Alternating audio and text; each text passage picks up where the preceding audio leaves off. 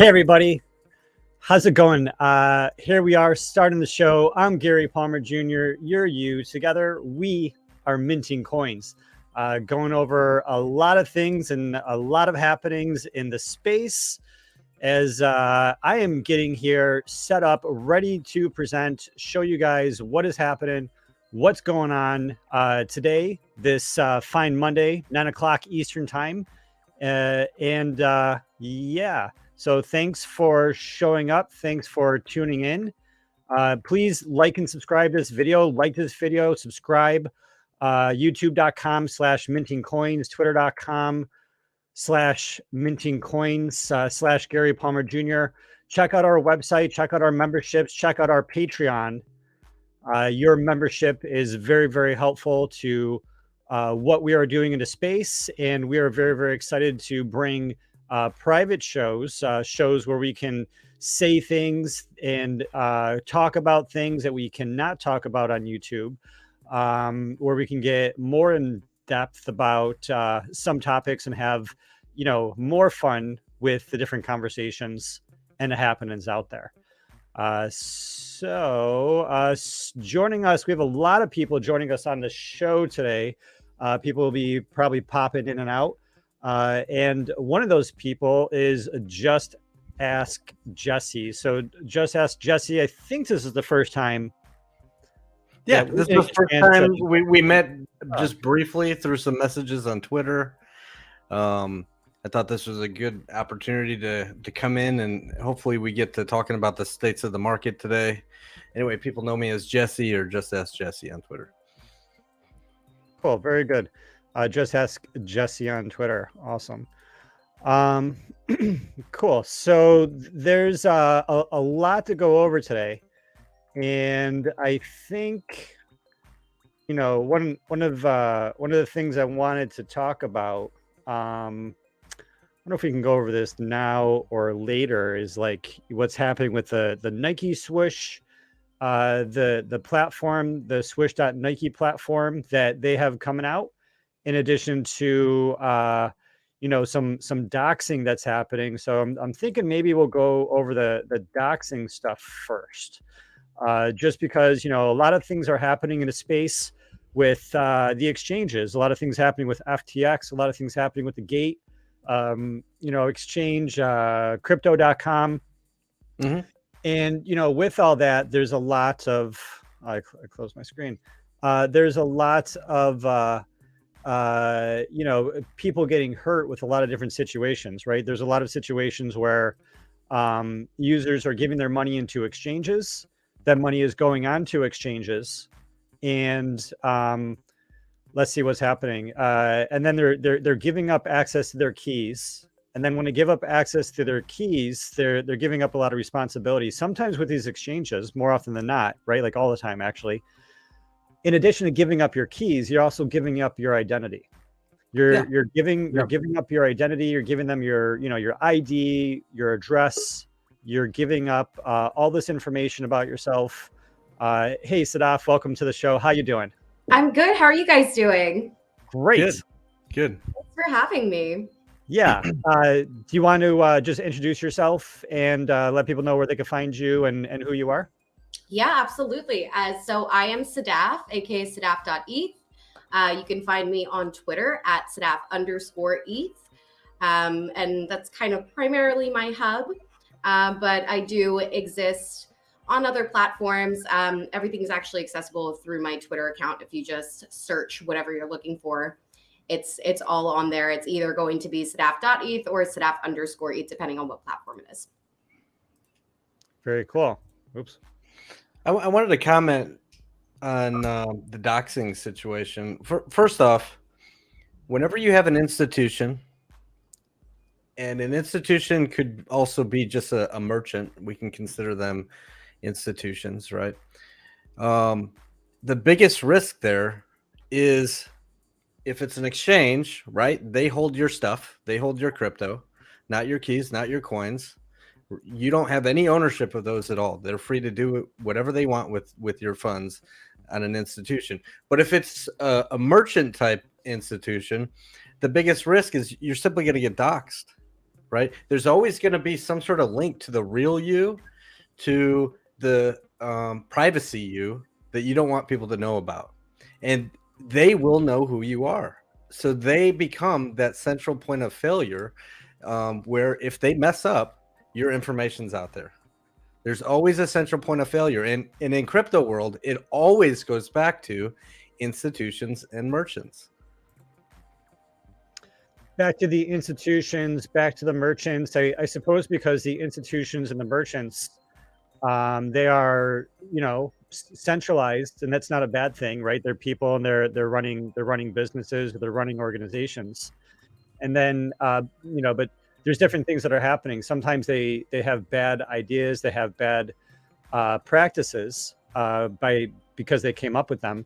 And sometimes they may have bad ideas or bad practices because those are the regulations that are required.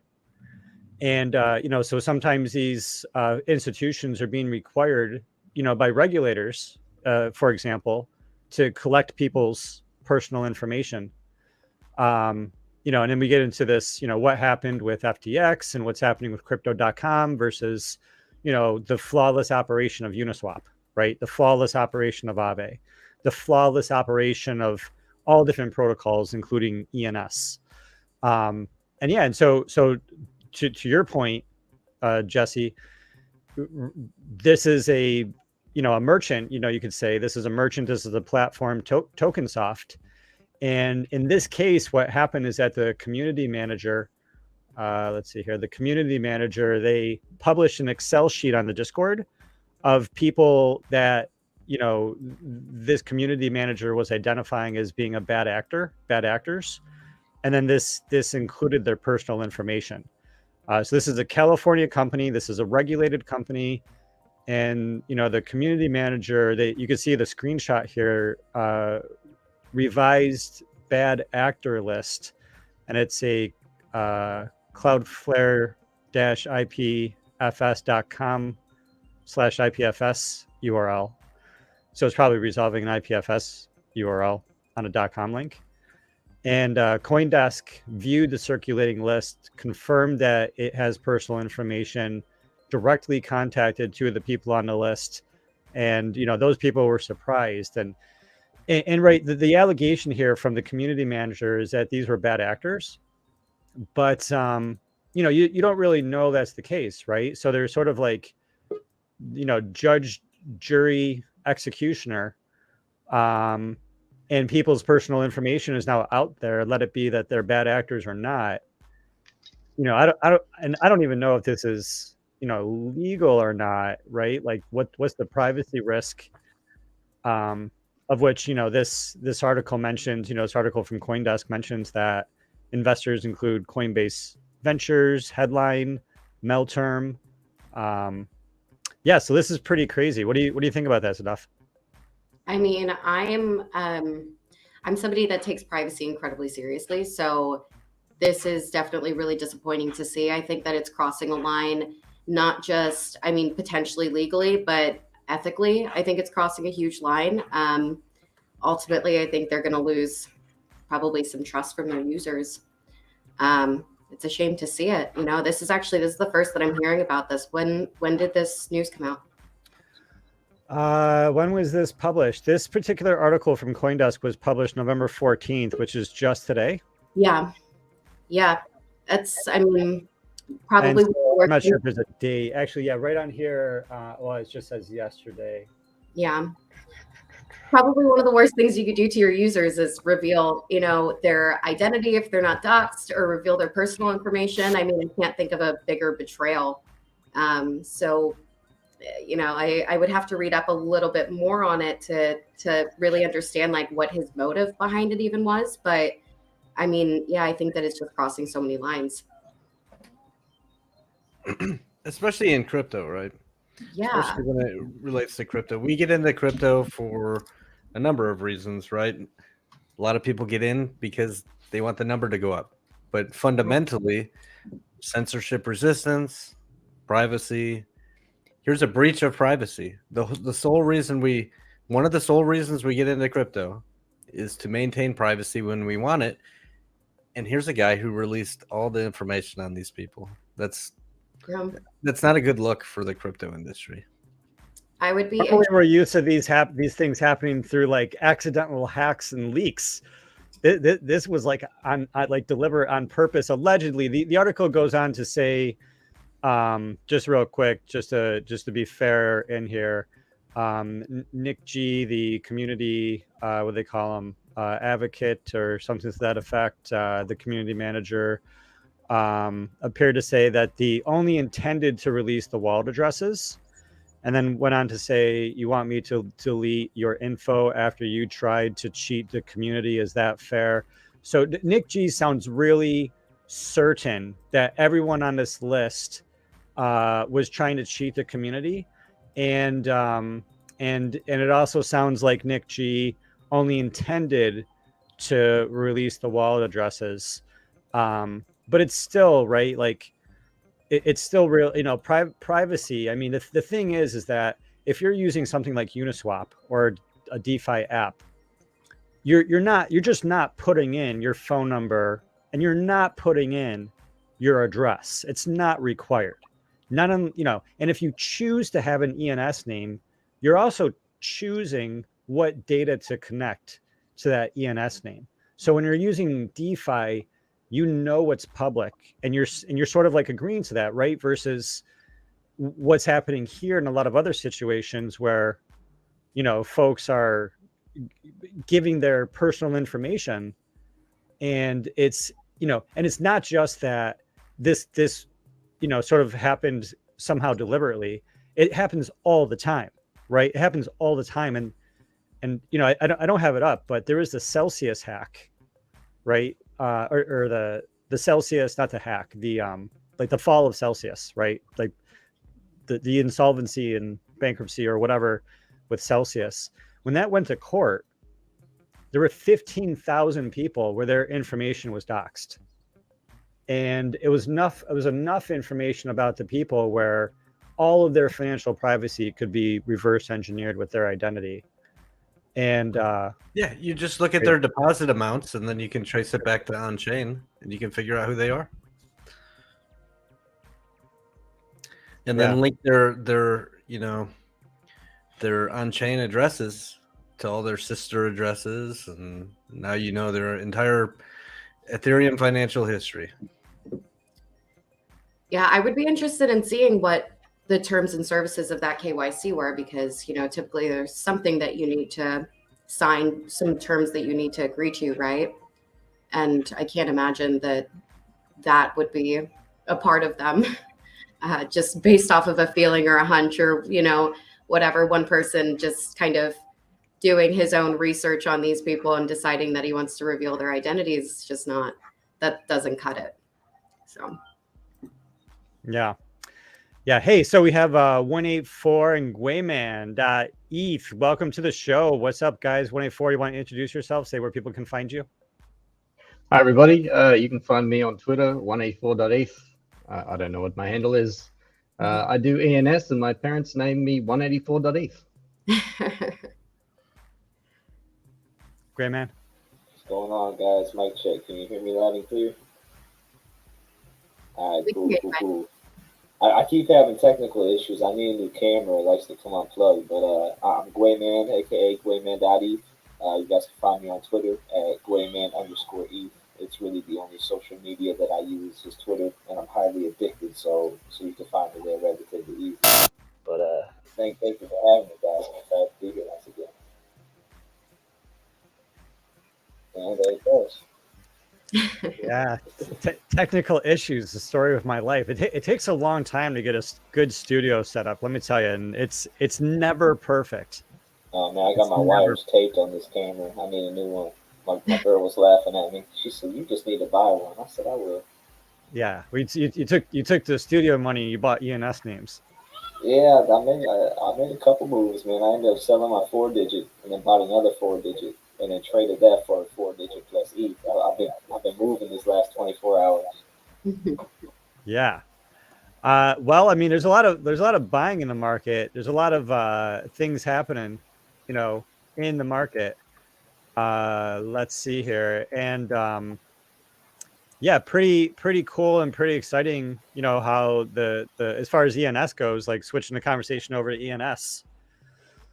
Yes, over 600,000 unique participants, unique addresses, buying and selling 2.7 million .eth names on the blockchain.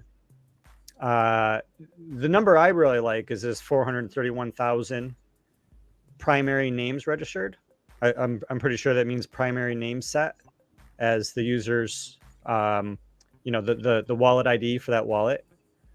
And so, you know, 600,000, and it's really, really good, right? Out of 600,000 addresses, to have over 2/3, right? Over 2/3 of them have, you know, that's, you know, that seems really significant to me. Over 2/3 of them have their primary name set. It's really, really cool. And, you know, we're seeing it with ENS.ETH protocol. We're seeing it with the ICANN, right? Like what Lens.xyz has done their implementation. Coinbase with CB.ID has done their implementation. What's up, Crypto Reporter? I see you out there. Why don't you you got the link, I think, if you want to jump in for a minute. But I'll drop it in. I love it. You know, a CB.ID, and yeah, I would rather it be like .eth, and you know, I listened to the video with him on the podcast recently on you know, Circles podcast, and you know, it just sounds like they're going to be following through, right? Of course, they're going to be following through. We're, you know, we'll see, but Coinbase allowing the .eth names as well, and where are we at? Crypto token, launch token stuff. So yeah, here we are. So that takes us to the what we sort of been talking about earlier today and all day, is the Nike platform, the Swoosh platform, which the website is Swoosh.Nike. And yes, Swoosh, the home for Nike's virtual creations, joining us on November 18th. How it works: .swoosh is a new community. They're calling it .swoosh, a new community experience. What is .swoosh, right? So this is where all the speculation is. Is a .swoosh going to be kind of like something .swoosh.Nike? Or does Nike going to own .swoosh just like Nike owns .Nike? Or is it going to be .swoosh.eth, right? Is it going to be ICANN, or is it going to be Web3? If it's Web3, what is going to be the domain? It has to be a domain. And we're going to get into how we know for sure it's a domain, but right now this is a website, and so maybe it's going to be this one, this Swoosh.Nike, and it's going to be your name.swoosh.Nike. We just don't know. This website, I don't want to go through the whole thing about how it works and everything, how they do how Nike is going to be doing create, collect, trade, flex, unlocking special access, building with their Nike community, pull up to the, you know, doing the Nike events. But then, you know, we get into all these FAQs. Just give me a second to pull up. Probably one of these.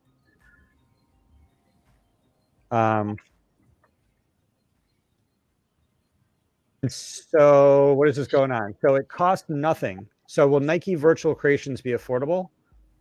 They're saying it costs nothing to claim your .swoosh ID. So there's going to be a .swoosh ID, fact. You're going to be able to claim it, fact. You're going to be able to use a credit card or debit card to buy other Nike virtual creations, basically NFTs at different price points. What is a wallet? A wallet holds the keys, unlocks the access to your Nike virtual creations, like your Swoosh ID. So the Swoosh ID sounds like it's going to be different than the wallet.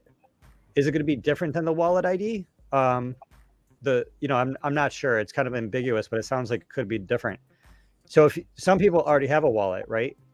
But other people don't have a wallet. And so they're saying if you don't have a wallet, no problem. When you claim your .swoosh ID during the onboarding, you'll be given a wallet that is created and managed by BitGo, a third-party wallet provider. Sounds like it'll be separate then, right?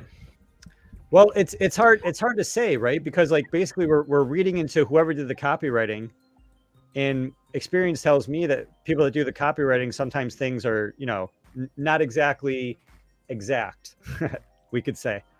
And so, so it sounds like I'm probably going to be able to, if I have my own wallet, I'm going to be able to claim I'm going to be able to use my own wallet. And when I use my own wallet, it sounds like I'm going to be able to claim my .swoosh ID. So what like I like we just don't know like what's going to happen first. You claim your Swoosh ID first, and then you connect your wallet, or you have a wallet, you get your wallet, and then you claim your Swoosh ID. It's not exactly known, but what we do know is that BitGo wallet is going to be the Nike. Your BitGo wallet is for Nike virtual creations only, and cannot be used to send or receive, or receive or send other digital assets at this time. So I'm basically, even though it's totally ambiguous, you can totally read this multiple different ways. The way that at this point I'm interpreting this is that the .swoosh ID is going to be using the BitGo wallet. And so then when I go to BitGo,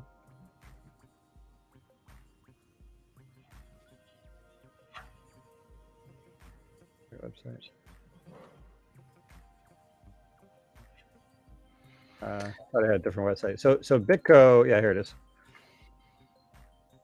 So BitGo had this blog with their Ethereum feature updates. And on BitGo, it is possible there's total ENS Ethereum name service support. So all users can send to an Ethereum name address on the BitGo platform. Without getting to obviously like how all that works, right? So I'm just reading this that as far as the wallet goes, there's going to be the Swoosh.Nike. There's going to be a .swoosh ID. The main wallet for Nike virtual creations is BitGo. BitGo has ENS. Now the Swoosh.Nike domain, right? So like what people have been saying on Twitter is that this is not claimed on ENS yet. So this is a reason why we could say maybe they're not using ENS, right?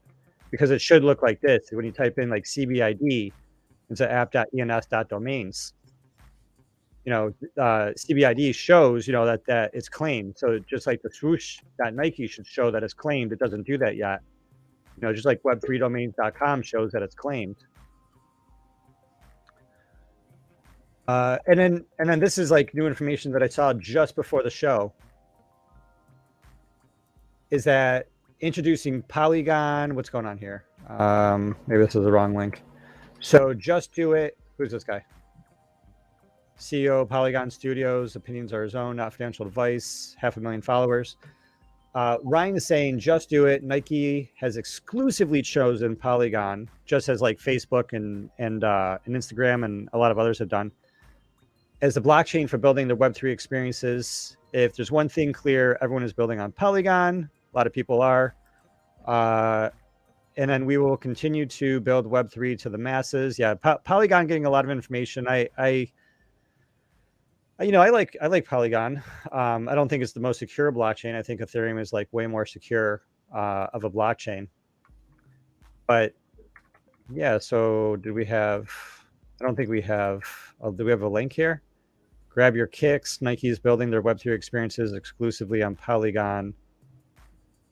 Yeah, so I don't really have like a press release or anything more to read other than they're using Polygon.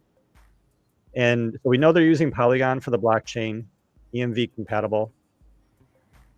Oops.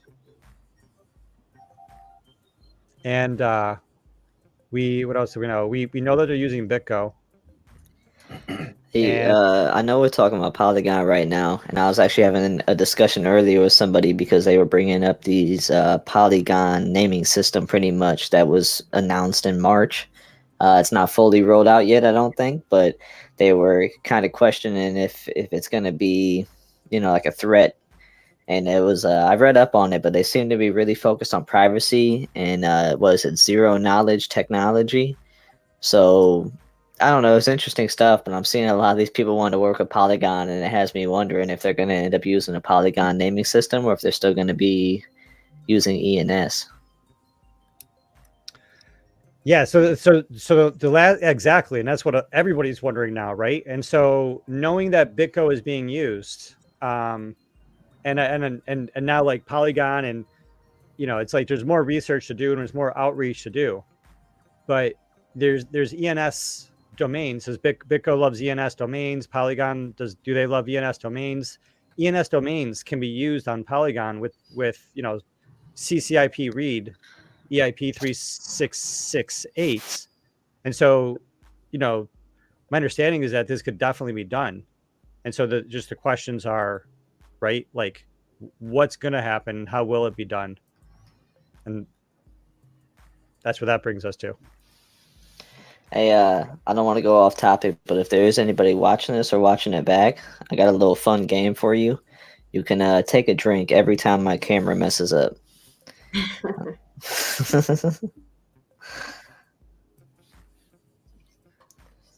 Well, I saw like 3 shots for me then. Yeah, it's been I'm just over here. I feel like I'm just playing audio technician over here, trying to fix it up, but that's okay. Cool. I think that while there's questions in the short term on how they're going to do it or whether they migrate in future, I mean, if we're looking ahead, where do you wear your Nike shoes? Where do you wear that? You don't wear it in a contained space. You wear it everywhere. And so the inevitability is it's going to be Ethereum wallets. It's going to be ENS. It's going to be your .eth or whatever that might be. So long term, this is good for us because you don't wear your Nike shoes in one place, and the metaverse is on Ethereum. Well said. I like that. 184, he always chimes in. When he chimes in, it's usually something good. Yeah, well, I mean, Nike is all over the metaverse, right? It's like the projects that they're buying into, the space that they're building, the digital creations they're getting into. And I think like because Nike is ahead of the game, I think they recognize their position with media and now with Web3. It's not just that Nike is going to be delivering their own NFT experience, their own metaverse experience. Nike, I bet that they know every single athlete in the world is going to have their own NFT experience, is going to have their own NFT project. Every athlete in the world is going to have, their own community of fans who are watching and following and are going to be owning, that NFT and having that participation. And these metaverse worlds, right? Like the individual athletes, NFTs and metaverse is going to intersect with Nike's, right? Like Nike's going to have their own virtual land. They're going to have their own everything. I have a slightly different perspective on NFTs. So I believe the while there is a future for NFTs in the metaverse and virtual, things that you can sell on the internet, JPEGs and video game items and all sorts of things, I think it goes to the outside world as well. So I imagine a day where you can get a title for a car and it's an NFT, right? All an NFT is a list of attributes, and your wallet address owns this ownership thing. It's a supply chain tracking technology. Supply chain. That's all it is, right? So imagine the day you can buy a car and the NFT is transferred. The title for that is transferred directly from the previous owner to you, in a split second. And even though governments, may charge taxes and stuff, that all can be coded into the blockchain, right? So the moment you do a transaction at a dealer, the taxes are paid. They instantly have it. You don't have to wait in line at the DMV. You have that ownership receipt.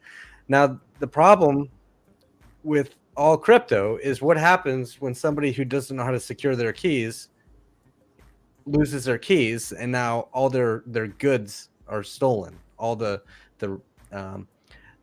ownership documents for their home and for their car and anything else are now gone. Right? That's a big problem. In the current world, that can be solved. Right? You just go down to the office, stand in line, you say, I lost my title, show them your who you are with your identification card, they print you another one, right? No big deal. But it's a little bit more complicated in blockchain. Well, there could be a hybrid world too, because there was recently NFT, which was a real estate deed or something to that effect on the blockchain NFT, and it's totally legit and it's totally sort of like legally recognized, and they have it all, the system built in to where if the wallet does get compromised, then there is a way to, I'm not sure if it's either to claw back, it's probably not claw back, but to reissue that NFT where the person can, validate their identity. And that's, probably still done in a Web 2 or Web 0 sort of way. But, they still benefit from the technology having the immutable information. And, right. And they still benefit from sort of the, like the instant access of it all. So yeah, right now, if it was just, if people were trading houses and cars the way we're trading, ENS maxis and, Bored Apes or whatever, because, you were talking about the taxes and I was thinking, oh man, is there a way I can like wrap my deed and then sell it through one of these exchanges where I don't have to pay the tax royalty? And so you just stake it, and then somebody else has an ownership of the stake. Yeah. Just 100% ownership of that stake. You just wrap your house. You just wrap your house before you sell it, and then you don't have to pay the taxes on the transaction. Right. I think the insurance industry could benefit a lot from this kind of technology too, as well. So if all your high dollar items had an NFT attached to them, and you could prove ownership of all this stuff, right? Well, first off, if you get robbed, your house gets robbed, right? You can show authorities, yeah, this is all the stuff that was stolen from me. Okay, so if it's ever recovered, if those physical items are ever recovered, they know that those belong to you. You showed that to them. But then if you wanted to file a claim, it's very easy to file a claim through an insurance company that works with NFTs, that would then just simply burn those NFTs and send over the digital payment, the ETH or USDC or whatever it is, straight to your wallet address, right? Those NFTs get burned instantly, or they control them, right? Maybe they get them in case the item ever pops up in the future. It's just a simple on-chain transaction right there to do your insurance claims. Unlimited. So I think with all that, I mean, I don't know if that's really like a different viewpoint. I'm not sure what the different viewpoint was, but I think what I'm hearing you say is that there's going to be essentially I would say there's going to be infinite configurations of how somebody can. Right. There are, and there are right now. Something I founded is working with boxable tiny homes right now in the NFT space. Yeah, so Mantras is asking if the .swoosh issuing soul-bound tokens. I didn't see that in the FAQs. We can, possibly go to the Nike page. I think I still have all the FAQs open. Just no word soul on this page. So we'd have to do like more investigative work. But at this point, I would say, I don't know. As far as all that goes, it'll be interesting to see. But the BitGo thing, again, not your keys, not your coins, right? So it'll be interesting to see how centralized this ENS play is that they're doing. Yeah. What do you guys? Anyone else think anything about the .swoosh and what they're sort of like talking about so far? Or you guys have any kind of speculation about ENS or there's a Polygon naming service, right? Is there one? I haven't looked into it. We talked about this recently. I'm like more careful with my speculations these days, but honestly, from the verbiage that they used, it kind of almost seemed like you would be building on top of .swoosh if you claimed an ID or something, because everything is being done through them. It kind of seemed to me like, you would go claim your ID and then it would be whatever your ID is, .swoosh. But I mean, obviously I think it can be interpreted in multiple forms, but I don't know. It makes sense to me that they would want to keep everything under one umbrella and kind of have control over all of it, and even maybe keep it separate from their former identity, because that's something that's still going to exist and probably isn't going anywhere for a really long time, if ever. So, I mean, almost like a rebranding technique, but instead of taking down, their own name and replacing it with something, they're just adding more to their own brand. So I think it would make sense.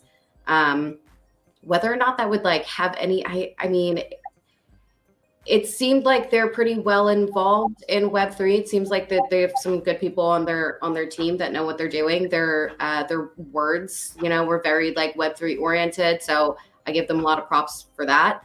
But if it does get to a point where like they're involving ICANN, I don't really know if we can even call it fully Web3, even if they're doing something like virtual with it or whatever. I just don't really think that that's the ethos.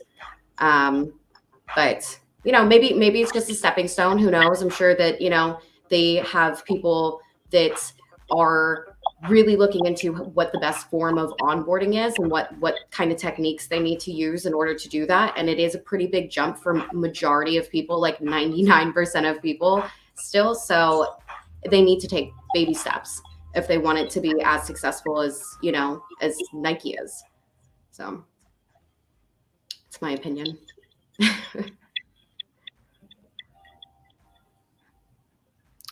I think you're muted.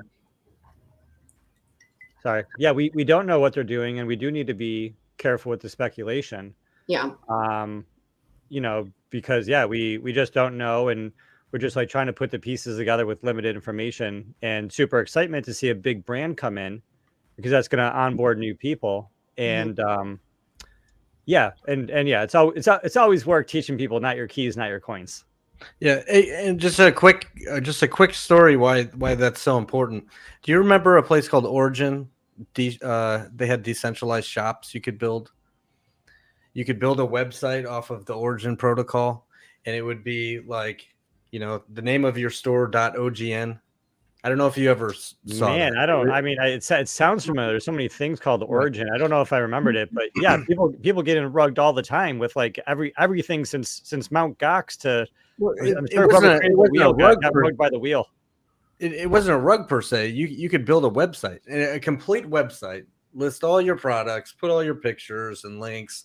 You had an address and all this, and then one day they decided they just didn't want to host it anymore, right? So, and because it wasn't your keys, your coins, they owned, all the addresses. They didn't rug, right? Nobody lost any money. Everyone had a chance to get their stuff off. But you just lost your shop. You lost your entire store, your business, gone, poof. So that happens with Facebook. Nike thing. It happens on Amazon. I mean, it's not like a crazy story. This happens all the time with merchants on all different. I mean, it happens with Twitter. People lose their entire identity and they're not able to communicate in the town square, right? They lose their shop on Amazon and they're not able to make any more. They lose their advertising revenue on Facebook. Or, I mean, there was when Facebook changed their corporate name to Meta, there was the Instagram user who had, they were Instagram.com/meta or /metaverse. It was like an independent artist, or like, there's like a person, and they had their name just taken away, and then they gave it back because of the uproar. But people that, build their entire, livelihoods, or either, because that was a business decision, or it's like something like Twitter, and it's just how the world works. And then it can be taken away. It's a very, very, very difficult thing to do for someone to lose their wallet or their identity. The same thing could happen to this. Let's say this is just a grand experiment from Nike, and they're just trying it, right? And a bunch of people get excited. They build out their profiles, and they look, put pictures of their shoes and whatever else you can do inside of there. Okay. And then one day they said, well, we just don't want to host it anymore because it wasn't on IPFS and it wasn't registered to. Well, we don't know. That's what it's speculating. It could be if it doesn't use IPFS, because we don't know yet. All we know is that it's using Polygon, and the Polygon is just supply chain tracking is NFTs, right? And that those NFTs could very well link to Arrowweave. They could link to, IPFS. You know what I mean? There's like, I mean, but the keys are what matters the most, right? If it's their keys with BitGo, you're just going to lose everything. Yeah, but I mean, it's not clear. Yeah, but it's not. Yeah, but I mean, we're still not clear. It sounds like the platform. It sounds like it's using a combination of Polygon and BitGo. And it sounds like, because it sounds like you could come in with your own wallet, right? They said you don't have your own wallet, it's okay, which means that you can have your own wallet. And so if you can come in with your own wallet and I purchase an NFT, I would imagine that NFT can be transferable to my wallet, right? And and just real quick, it's not always bad. I don't think. I mean, I think it's good sometimes to have some things that are centralized, right? Like I don't want the roads to be centralized because I want everybody to have access to the roads. Like I want the roads to be paid for, but I want everybody to have access to the roads, right? The roads are kind of like Ethereum and the blockchains and the protocols, the decentralized stuff, right? That we all share. But something like the Bored Ape Yacht Club, that's a company, right? That's a private corporation where there's leadership, then they're organized and they're getting shit done. They are building with a capital B. And they're building because they have leadership, and the roads that they're building on are the centralized roads of the blockchain. And so when I have an NFT from them, right? It's like I know what the rules are, right, of the system. I know what can and can't be taken away from me. But the company, they're free to make their own decisions with the rules so I think it's okay to have that middle ground, right? Like everything can't be like I'm running this YouTube channel. This is a centralized, right? Like I'm a centralized person, right? It's just me. I'm centralized. So that's okay, right? Yeah. It's just with this, if the NFTs, if everything's in your custody, that's ideal. If everything's in their custody and you just simply have a login, but they actually own everything, that's not good, in my opinion. Yeah, one thing I'm kind of curious about, though, it mentioned, and correct me if I'm wrong here, but I think it mentioned something about like only being able to send their own like assets, like only Nike's assets or Swoosh's assets can be sent to those wallets. So I'm a little confused, like if you are coming in with your own wallet, how that works. So it says you can't receive or send other digital assets at this time. Yeah, it says your BitGo wallet. It's not real clear. It says if you have a BitGo wallet, because it says here, don't have a wallet, no problem. When you claim your Swoosh ID, what I'm reading between the lines here is that you can either use your own wallet, or during the onboarding, you're going to be given a wallet that is created and managed by BitGo.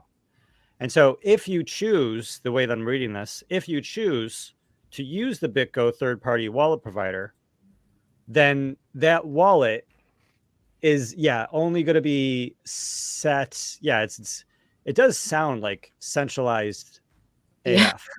Yeah. It's like how could I not? So if I receive Ethereum, like, can I receive Ethereum on this wallet? Like, if I how does this work? It's gonna be Swoosh coin. If someone sends it, can I receive an ENS Maxi to this wallet? How does this work? There we go. It sounds like either way, there are a lot of benefits of coming in with your own wallet. Yeah. So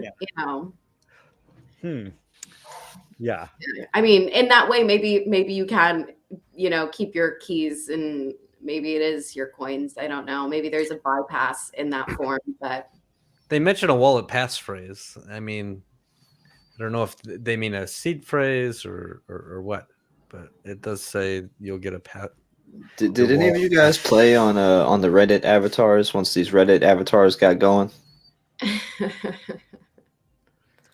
I feel really silly because I'm a longtime Reddit lurker, and I was clicking around. I wasn't sure how to get into it all. All right, I got two things right here. One is a question, and that is, my girl told me she's watching. She said my mic made me sound like a chipmunk. Am I coming through clear now? Is it better now? You're louder now. Yeah, you sound much better now. But yeah, it's louder. I thought you sounded. I don't know if it's chipmunk. Yeah, she's disrespectful. But so you don't know, maybe she loves chipmunks. so with the Reddit thing, right? I went on there and I claimed a free one for the like the World Cup coming up. They have a couple team ones, and just for fun, I went to experiment. One cool thing, I think you guys might have seen it. I went to send it off. 448 showed an example of this on Twitter, so I went to see for myself. But you're able to pretty much claim the NFT while you're on Reddit. It's stored in your Reddit wallet, and you are given a pass, like a passphrase, to where I'm wondering if they're going to almost operate this like how Reddit's doing theirs. But the thing with Reddit is you are able to transfer it off the platform into another wallet. So I went to transfer it to my Gwayman.eth, which when I typed it in, it said ENS is not yet supported, but they were well aware of ENS, and then they did kind of shout it out. So that was cool to see. I did use it with the copy paste of my 42 character. And then once it landed, I realized it was a Polygon NFT. So it doesn't say anything about that on the platform, but it's like, it's on Reddit. If you don't use blockchain, if you don't know what's going on and you claim one of these things, say you're into Nike and you go and get into this Nike thing. And then it's funny because we've seen them talking about working with Polygon. So I'm almost thinking, like, what if these are Polygon NFTs that they do keep on their platform, but they take the Reddit approach and let you send it off into other wallets, which I think they kind of just said something about not sending and receiving. So I want to know what they do with that. But if I had to take a guess, and again, I could have missed like a lot of this, I feel like it's going to be some Polygon NFTs for now. And that's literally just a guess. But the reason I'm saying so is because of how Reddit did their approach. They didn't let anybody know what was going on, because for the normal user, they were just claiming an avatar that they ended up selling for a lot more once they realized what it was. And I could see Nike trying an approach like that too. I think it's kind of it's like a stepping stone, little easy, dip your toes in the water for the normies.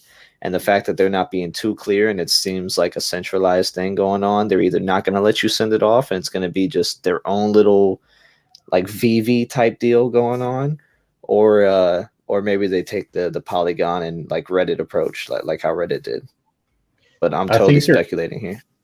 I think you're on the money there, and also because they need to see how people use their tokens. They need to see what people are using it for. They need that data. They need to find out, okay, is this something that we want to expand, develop on, whatnot? So keeping people on their exchange. So they won't give you your keys. They'll give you their keys. They'll disable the withdrawal function. It'll be Polygon, and they're going to monitor you for a month, 3 months, and they're going to find out, okay, is this something that we want to go big on? And the hope is that they do. And eventually they say, okay, cool, we have the information we need. Go out and take your Polygon token into the world and risk losing some royalties because they found out that they can sell more, or they can do more, or that they know what to do to have a more engaging platform than what something else out there can do. Yeah, that's my thoughts too. Plus the gas fees, for the people that are new to this stuff, they're going to come in and even if you're only spending $3 or $4 on gas at the time of gas low, normal people that's a tank of gas, $4 or $5. So they're like, why would I do that to send this? It's just a picture and stuff like that. So I think they're going to take the low cost, almost like a beta model with the Polygon, kind of like 1A4 said. I'm just guessing here, but off of what I'm seeing, I think that they might try something like that. Yeah, and that's exactly what this screenshot says, right? On this from Reddit, where 448 was trying to send his Reddit NFT to 448.eth. It says right here in orange, ENS addresses are not supported yet. And then they give all the disclaimers. They say that once you transfer, you can't use the collectibles as your Reddit avatar. You'll lose special avatar treatment in the comments. So it takes it out of the system, right?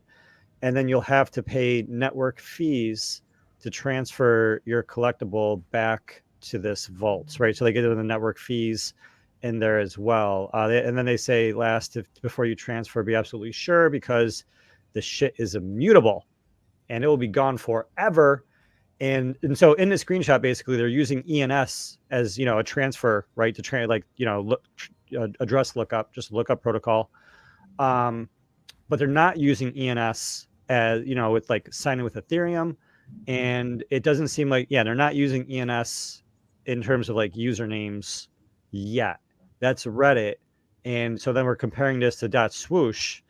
What will that .swoosh be? Will it just be their own proprietary thing? Will it be some sort of Polygon name service? And let me tell you something else. I looked into these Polygon naming services. I can't find which all the ones that I found, none of them look legitimate.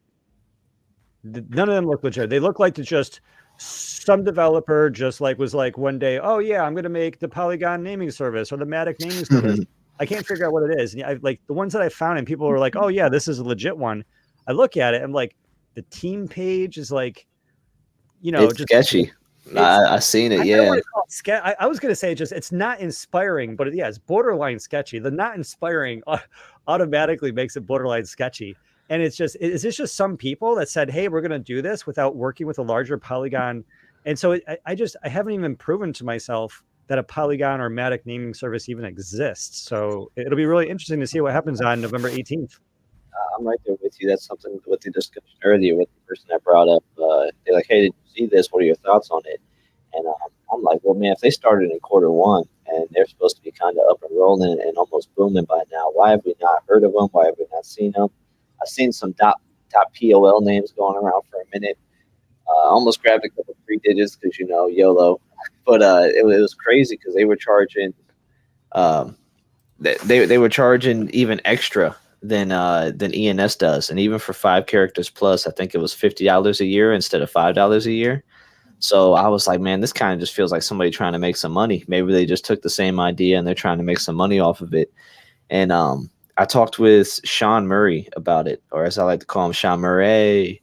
But I told him he's got to come on the show. Yeah, I told him he's got to come on the show. He's just, he's always into this stuff. He's deep into it, and he nerds out about it. You could tell it. He does good research. He does great research. He does. He was on this .swoosh stuff all day today in this chat I'm in with him. He was going off about it, trying to figure out what they were going to do, what it was going to be built on. And the Polygon name service came up the other week when a few people started buying some just on speculation. And he was like quick to deep dive it. And he said, this is a scam. He said, whatever one this is, it just doesn't seem right. The team is like not doxed. It feels kind of exactly how you just said. It just feels like somebody just decided to make the service. I told him to come on. Not only that, I remember now looking this up. I'm sorry, man. I looked at they literally copied the ENS.domains website. Like when you find this website, because like I don't even remember what this horrible website was. When you find it, they literally copied the pricing. They copied. I think they copied the technical help files of ENS.domains. They literally just like trying to vampire it all, like at least like the marketing side. Yeah, it was. They changed the colors. I was like, this looks really sort of familiar. Yeah, they just changed the colors. They copied the whole website. The only thing they didn't copy is the fact that it was more expensive. And that's what really shouted out to me. I said, okay, this is some copy pasta. And then they were like, we're going to charge you even more. So even if you want to go and grab a couple speculation names, grab some 5 to 10 characters, whatever you want. And instead of it being $5, it was $50, which that definitely adds up. The Iceman, tank of gas, $4 to $5. All right. Yeah, he wants to know where do you live? I was winging it, man. $4 to $5. Ohio, we're still cheap over here a little bit. Not really. It's not cheap gas, but I'd like to think I could go and get some for $4 to $5 right now. I think. No, I think you could totally get a tank of gas for $4 to $5. You see, your gas tank is a half a gallon big. Yeah, my bad. I'm in a gallon of gas, not a tank of gas. My apologies. Yeah. No. It's good. It's good. Good call. They're listening. The people are listening. They are paying attention. They're hanging on every word. Tell Yeah, me, So we just established, right? Like, yeah, I just went down memory lane from like a couple days ago. Polygon Matic name service thing looks like a total scam. So there's no way .swoosh is using that. tell me, I have a question, right? Because a lot of this is really new to me. I have some .crypto addresses from Unstoppable Domains, one-time fee. And I don't know what that means. Have you got? I'm saying, welcome to the club. Like we're gonna talk about Unstoppable with you. We're gonna talk about ENS with you, because like a little bit about you. Are you a Solidity developer, or you just have a team of Solidity developers, or am I getting that all wrong? Have you ever heard of the Liquidity protocol? No. Sounds sketchy. Yeah. I'm just I don't like liquidity or staking tokens or anything. Although full disclosure, even though it's like everyone's gonna like unsubscribe now, I do like Hex, and just in full disclosure, like I personally stake Hex, and so that's all I need to say about that. But like anything else where I have to stake anything or do liquidity for anything, I like ENS names. I like Ethereum. I like Hex. I am also invested in the Pulse chain, but that's not out yet, and it might never come. And so I'm happy with that sacrifice. What about ENS maxis? I like ENS maxis.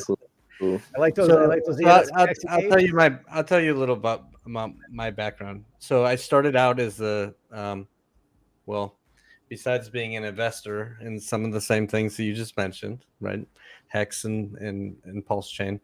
I became the head of growth and adoption for a stablecoin protocol, a lending platform called Liquid Loans, which is immutable. It's completely trustless, no keys, right? There's no ability for the protocol to for the devs to come in and change any code. It's completely immutable, and it's collateralized off of the native coin of the chain, right? You simply bring that in and you mint yourself some stables off of that. Single asset collateralization.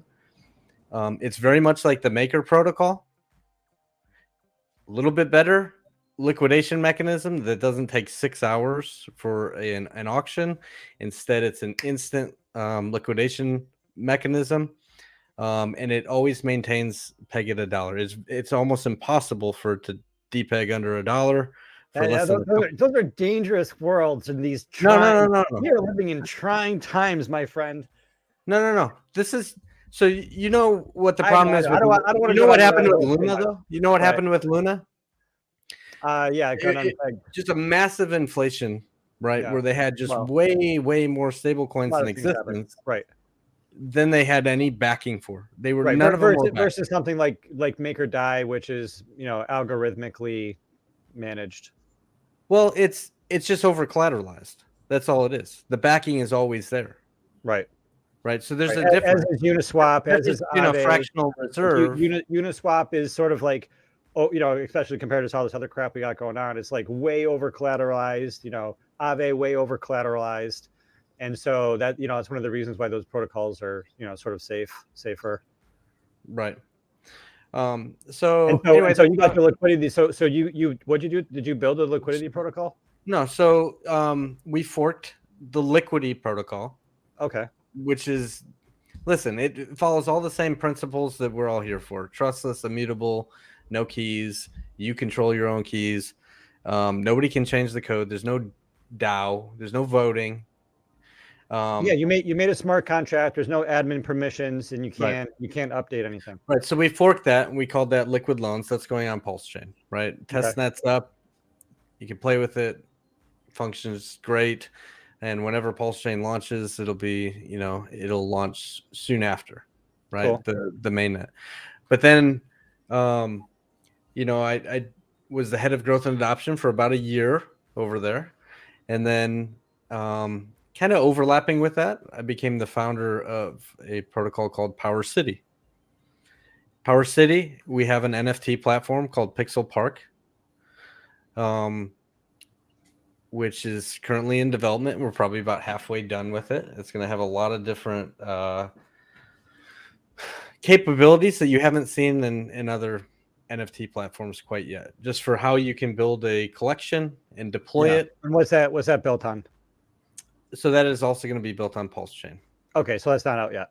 Right. So it is Solidity code, right? You'll see it deployed across other chains as well. Yeah, it's all just a fork. Pulse Chain is just a fork of Ethereum, just like Polygon is a fork of Ethereum. Yeah. Right. And you know who multi-chain is? AnySwap? Not off the top of my head. So most bridges that you'll use, the primary bridge company, organization out there is called multi-chain, right? Multi-chain bridges to 65 different blockchains.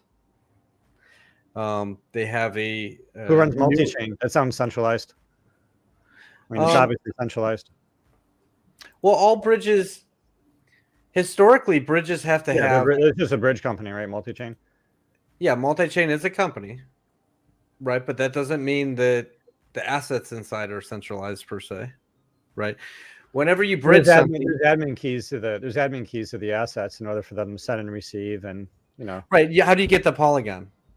Right, you go through a bridge, right? Yeah. Right. Somebody has keys to that bridge. Yeah, Now, bridges are dangerous. The majority of hacks happen on bridges. Like bridges are really, really dangerous. Correct. Yeah. Because of an Oracle difference, an Oracle failure across the two chains, right? And the consensus mechanisms, time delays. Right. Or the team just runs off with all the coins that are in the bridge, right? Because when you go into it, bridges get. I don't have all the examples, but bridges get sort of drained all the time. You know what I mean? Yeah, because you come in with the original ERC20, it goes in a pool, and then the contract mints you, a Polygon version, right? But the original is still sitting in the pool, and if the team has access to that, they can just run off with it. Yeah. Preferably there's a time lock so everyone can see they're about to do that and they can race to the door and get out. But by the way, originally the Polygon bridge didn't have a time lock. And they didn't disclose that they even had keys to all the coins in there, right? So I would say the Polygon bridge is actually much more dangerous than some other bridges.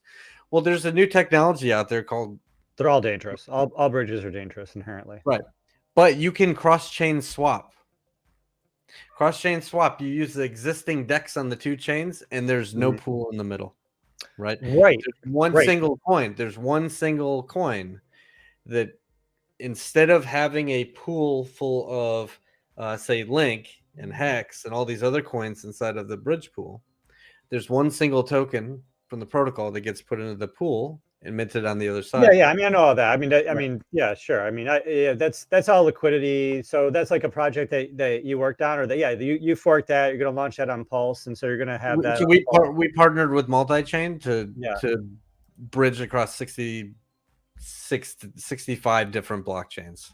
Right, we've partnered with them. Right, and then how familiar are you with Pulse Chain? Extremely. So you say you're into Hex, so you have to know what Pulse Chain is. I know. Yeah, I know everything about Hex and Pulse. Okay. Yeah. But yeah, so I guess like merging those conversations. So there's different blockchains in the world, like Pulse Chain and Polygon and all sorts of blockchains.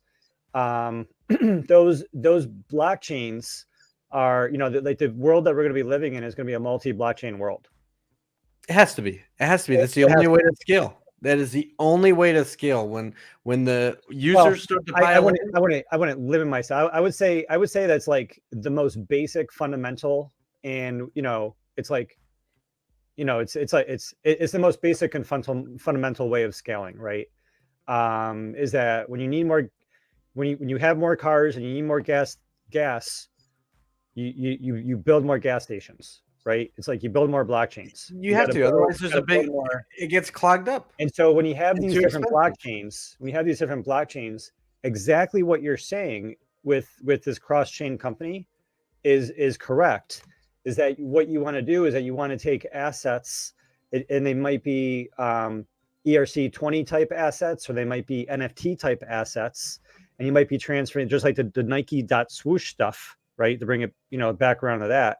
People are going to be transferring NFTs from Reddit on Polygon to Ethereum, or they're going to be transferring Ethereum on Polygon, Ether on Polygon to Ether on Ethereum. Oh yeah, increase the likes. Yeah, that's right.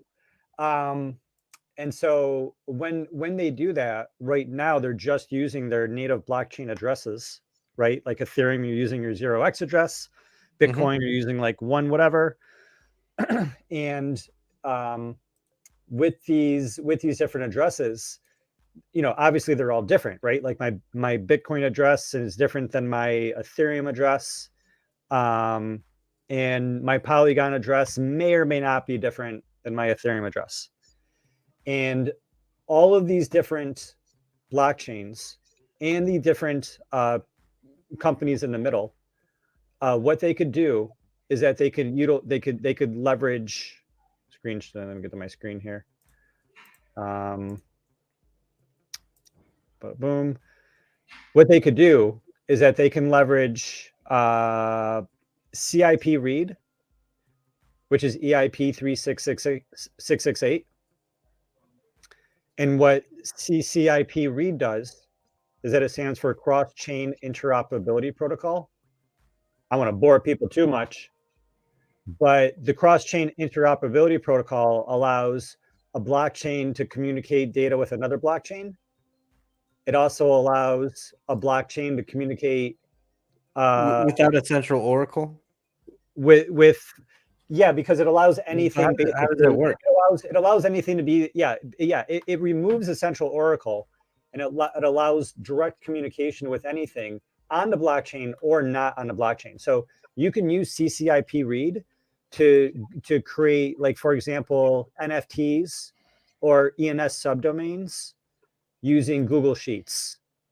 You can use CCIP read to create NFTs or like ENS subdomains using like an Amazon server or a server in your basement. Or you can use Polygon, or you can use Pulse Chain, or you can use Ethereum, right? You can like connect, any ENS subdomain with practically unlimited free subdomains with a Ethereum name service through like any on-chain or off-chain like server or blockchain using CCIP read. And then separately from that, you have sign in with Ethereum, which is EIP 4361. And that's where, while it's not only connect to like from the wallet to the website, but it's where it's also how authentication happens. So wallet authentication is like very different than just connecting your wallet, right? Authenticating your wallet is different than authenticating your wallet. And this is like, basically it's like 7 lines of code. So it would take an hour time, 7 lines of code. And when a website and this is like the standard, right? That's why it's an EIP. This is a standard way you authenticate wallet, connect wallet. And when you do this, ENS names automatically work. So over here, when we showed that there's over 400,000 crypto addresses that have a primary name registered, that's over 400,000 people that when your website installs sign in with Ethereum, that wallet address is automatically going to be identified the way they want it to be identified. And then on top of that, those ENS names will be able to do the same functionality across blockchains with CCIP read.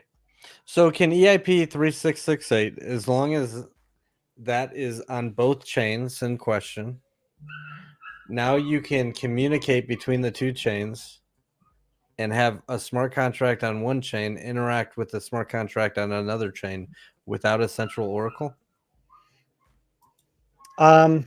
I mean, it's getting a little deep for me, but that's my understanding. And if there is an oracle, then you could use Chainlink, if you needed it. But CCIP read, I mean, go check it out, right, at the EIP. But yeah, you can take any data and take that data and basically read it to the blockchain. So you right, without an intermediary, you can just, like I said, it can be to Google Sheets, it could be your Amazon server. I don't know if 184 knows anything about this. No, not really. I could just give you some examples of places to go to look at it, but I'll do that now. Check out OptiNames. So at Opti, OPTINAMES on Twitter. What is it? And OptiNames. OPTI? Names, yes. OPTI names. So that's doing it on Optimism. Oh, sorry, go to Twitter. Or OptiNames, sorry, .eth.limo.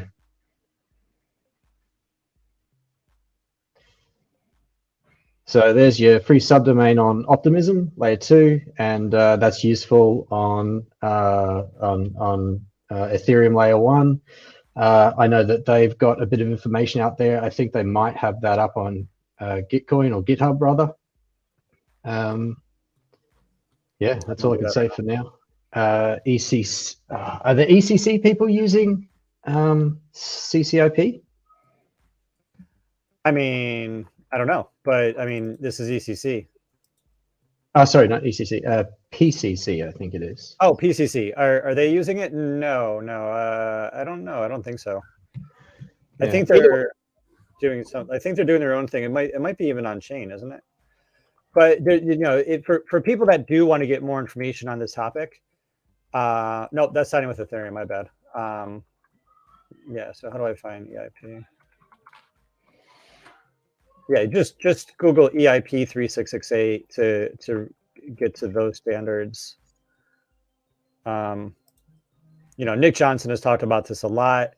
You know, this 3668 CCIP. That's, you know, this has been like something, you know, mainly from ENS DAO, but you know, it's also like a Chainlink thing, and Chainlink might be available to provide support to some degree. I'm not sure if it's like free developer support. You know, it could be. Core component of the ENS layer 2. Yeah. It's also what, you know, Coinbase has been developing, and they're working closely with the DAO, or at least they're sharing information. So everything that Coinbase has done, that research that they're putting in to make that effectively work with their Coinbase.id or CB.id, you know, that's feeding back into the DAO. They are massive supporters. So maybe there's some articles out there from them, but from my perspective, if I was to say, I was the ENS DAO, and we all are. The ENS DAO loves people that are using DNS imports and, you know, CCIP and signing with Ethereum. These are all awesome things, and they're all sharing information. Yeah, this CIP is really interesting. Right. So if you care about Pulse Chain and PulseX and that sort of stuff, I'm sorry, not PulseX, but Pulse Chain and stuff. It's my sincere belief, being someone that, you know, I consider myself part of the Hex community and Pulse Chain community. It's my sincere belief that it's in the best interest of Pulse Chain, and just like it's in the best interest of Polygon, for the apps and the dApps and the services, the projects, and on those websites, for them to implement the ENS protocol. Because if I can go to any, you know, or any cool dApp or app on Pulse Chain, and if I could put in Gary Palmer Jr..eth, just let me just show you over here. I have this screen up, right? No.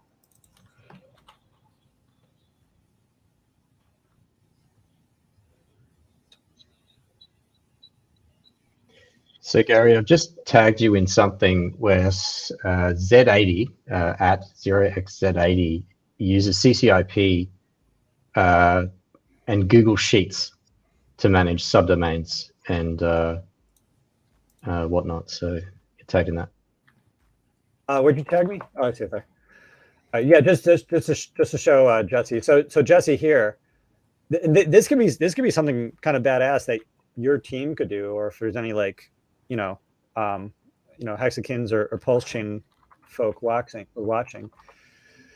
is that this is open, right? Like ENS is open for your team or for somebody to add Hex or I guess Hex uses Ethereum. So you guys could use you can add Pulse Chain. So like Pulse Chain comes up here, right? So like just like Matic comes up here.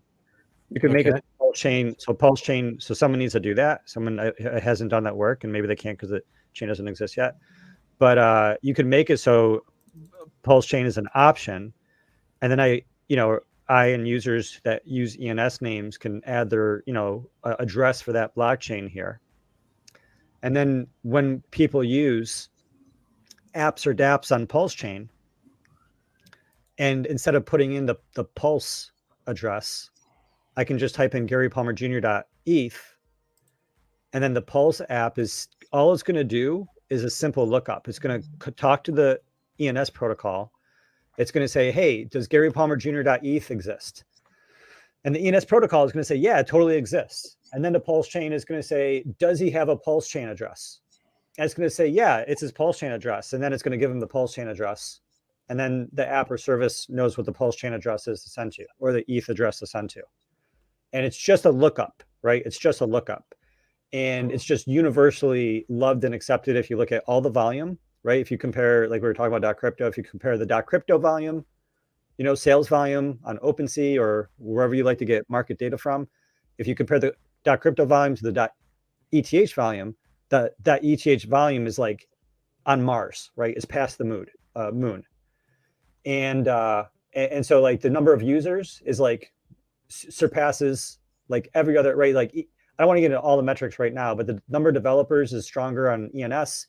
Number of implementers, there's thousands and thousands of websites and apps that have implemented ENS.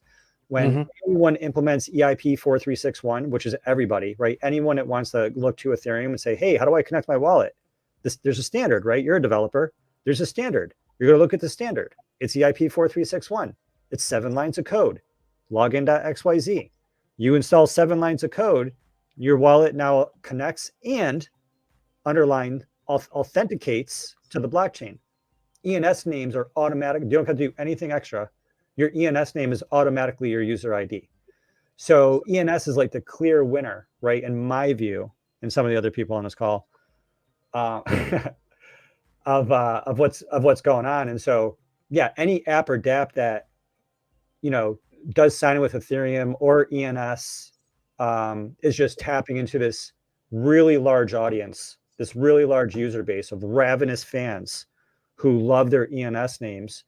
And it's not just an NFT, right? It's like an NFT with utility where I can get canceled and you're going to have you can find out what is my new Twitter account, right? In like the Web3 world, like what is my email? What is my website address? Like what is like all of it? If I wanted to put my other addresses in here, and I will, then that's that information, like decentralized websites. This is my decentralized website. So I have decentralized payment addresses. I just showed you. I have a decentralized website, distributed, decentralized. It's technically this is using IPFS, so it's more distributed. If it's using when you add data, let's say you want to add an address, like a Bitcoin address or something, you have to pay a transaction fee, right? Where do you pay that? ETH? You paid with ETH on the ETH chain? When I pay data for what? So when I update that name, that's the second level domain. The second level domain exists on the Ethereum blockchain. If I update a record on that, it's updating it to the chain, which keeps the immutability of it. Right. And of course, there's a little gas fee for that, a couple bucks. There's ways around that. For your website, you can use IPNS, and then you can do update like gasless updates using like GitHub or something like that. So, and subdomains, you can make it so. Wouldn't it be great if subdomains can use Pulse Chain, right? So like I was saying, using CCIP read, the subdomains can be issued on Pulse Chain, and then those could be essentially like pennies on the dollar or free, essentially using Pulse Chain, or you could use a server in your basement using CCIP read. So what if Pulse just has their own Pulse naming service? Yeah, I mean that's what everybody says, right? And so it's kind of never happens, right? I mean, it never happens because there's game mechanics, right? And you guys know, and you know this better than everybody because you understand the game mechanics of Hex. So there's game mechanics of the naming service, right? Like naming service is not a financial, it's not a financial thing, right? The naming service is a naming layer protocol on top of the Web3 stack. So you have like EMV, like technology. Sorry if I just had my mic. You have EMV technology. You have blockchains like Ethereum. You have like all sorts of like JavaScripts and things like that. And you have all these other protocols, that are building on top. And then just like Web 2, the very last thing that everybody thinks about is the naming layer. And with Web 2, it's .com. With Web 3, what I'm suggesting, what I'm telling you the data says, is that it's ENS. Is it just because it's so big already? Why do you think that? So part of it is simply the network effect, right? The network effect of Web3 and of you could say the network effect of Ethereum, but separately, it's also the network effect of EMV, like a Ethereum virtual machine. Mm-hmm. Is like kind of like different than Ethereum. And so there's like EMV compatible blockchains. And then separately from EMV compatible blockchains, there's Ethereum. And both EMV compatible blockchains and Ethereum have just garnered an incredible amount of network effect on the developer side, the application side, the user side, the financial side, the monetary side. And it's just like, we just see it like any chain that pops up, right? Even something that's like really weird, like, Solana or Cardano, it all has to connect back to Ethereum because Ethereum is where the developers are. Ethereum is where the users are. Ethereum is where the liquidity is. Ethereum is where the other projects are. Ethereum is where the, other people are like just tapping into. And so, it's basically, like, it's just, I can't imagine a future world, right? Like I can actually, but statistically speaking, the odds are in the favor of Ethereum leading the future. Like it's going to be multi-chain, but Ethereum is going to be leading the future. There's going to be other blockchains. Those different blockchains are going to have different trade-offs in terms of the consensus and the value propositions and, the levels of volume or you think the mothership will be Ethereum? Yeah, the mothership is going to be Ethereum. Therefore, I also think, and then just like I said, EMV is separate from Ethereum. Oh man, I'm lagging really bad. I'm gonna try to restart my video play. Sorry, but ENS is different than Ethereum, right? Yeah, ENS is built on Ethereum, and so yeah, it's all connected, and it's like a very strong network effect of the developers that are developing on top of ENS and Ethereum, and the users who are buying in ENS and Ethereum, and yeah, it just builds on top of itself, and just ENS is set up to be blockchain agnostic, cross-chain compatible. That's what I was waiting to hear right there. Yeah. That's the big seller for a lot of them, because that's just said, you'll have .sol, .pol, .bnb, .btc, you'll have all these things, but I would rather bet on the horse that's been here for a couple years already. It's up and rolling. Again, it is Ethereum, which Ethereum is kind of like, I'm more of a normie, okay? I'm not a pro at this stuff. I'm not a developer. I know like you guys definitely know the ins and outs. I've never messed with Hex. I've never messed with a lot of chains, okay? I understand Bitcoin is digital gold. You want to buy it and hold it. You don't want to play around with it. And Ethereum is going to be what we really run things on. Okay, because I think that Bitcoin, I think people are gonna hodl that thing like almost like a savings, like almost how we do real gold. And I could be totally wrong on this, but Ethereum is building, there's creating, and you can actually like run a lot of things on it. So with it being .eth, it's not just Ethereum, but like Gary said, it's being agnostic. So the thing is, would you rather be able to buy one name that you can take anywhere? Any chain, any metaverse, it works everywhere. Would you rather have to go to these other chains that's like, okay, well, I got my Solana name, okay, but whenever I'm on, Tron chain, I gotta get .tron. Whenever I'm on Polygon, I gotta have .pol, and then you gotta chase all these names. Think about like a brand; they don't want to buy the same name 20 times, but they could because they have a budget. Normal people probably don't want to, I think if you can buy one name that gets all the jobs done, it's built on, again, it's centered around Ethereum, which I think we can all agree is like the second winner here, aside from Bitcoin. And then there's so many other chains that have come in and out and be in the top 10 and then they disappear. It's like, me personally, I don't want to bet on like all these other ones. And it's not that they're not good, but it's that for normal people and really mass adoption, I think crypto's already confusing. Trying to have them understand like what 10 different chains do, it's like, man, like I can't even get my parents to listen to me about Bitcoin and Ethereum. I couldn't imagine if I told them about Bitcoin, Ethereum, and then I tried to explain to them Pulse chain, Hex chain, Tron chain, Polygon, like all this stuff. They're gonna be like, okay, now it all sounds like a scam. But if you can understand, like, hey, buy your Bitcoin and hold it, and then buy your Ethereum and do things with it or hold it, whatever. But what I'm saying is, one and two, I think it's easier to focus on the two. And yeah. So the chain agnostic, and then again, the one name that does all is what my main little spiel is whenever I'm trying to explain the .eth to people. And that's kind of what clicks for them.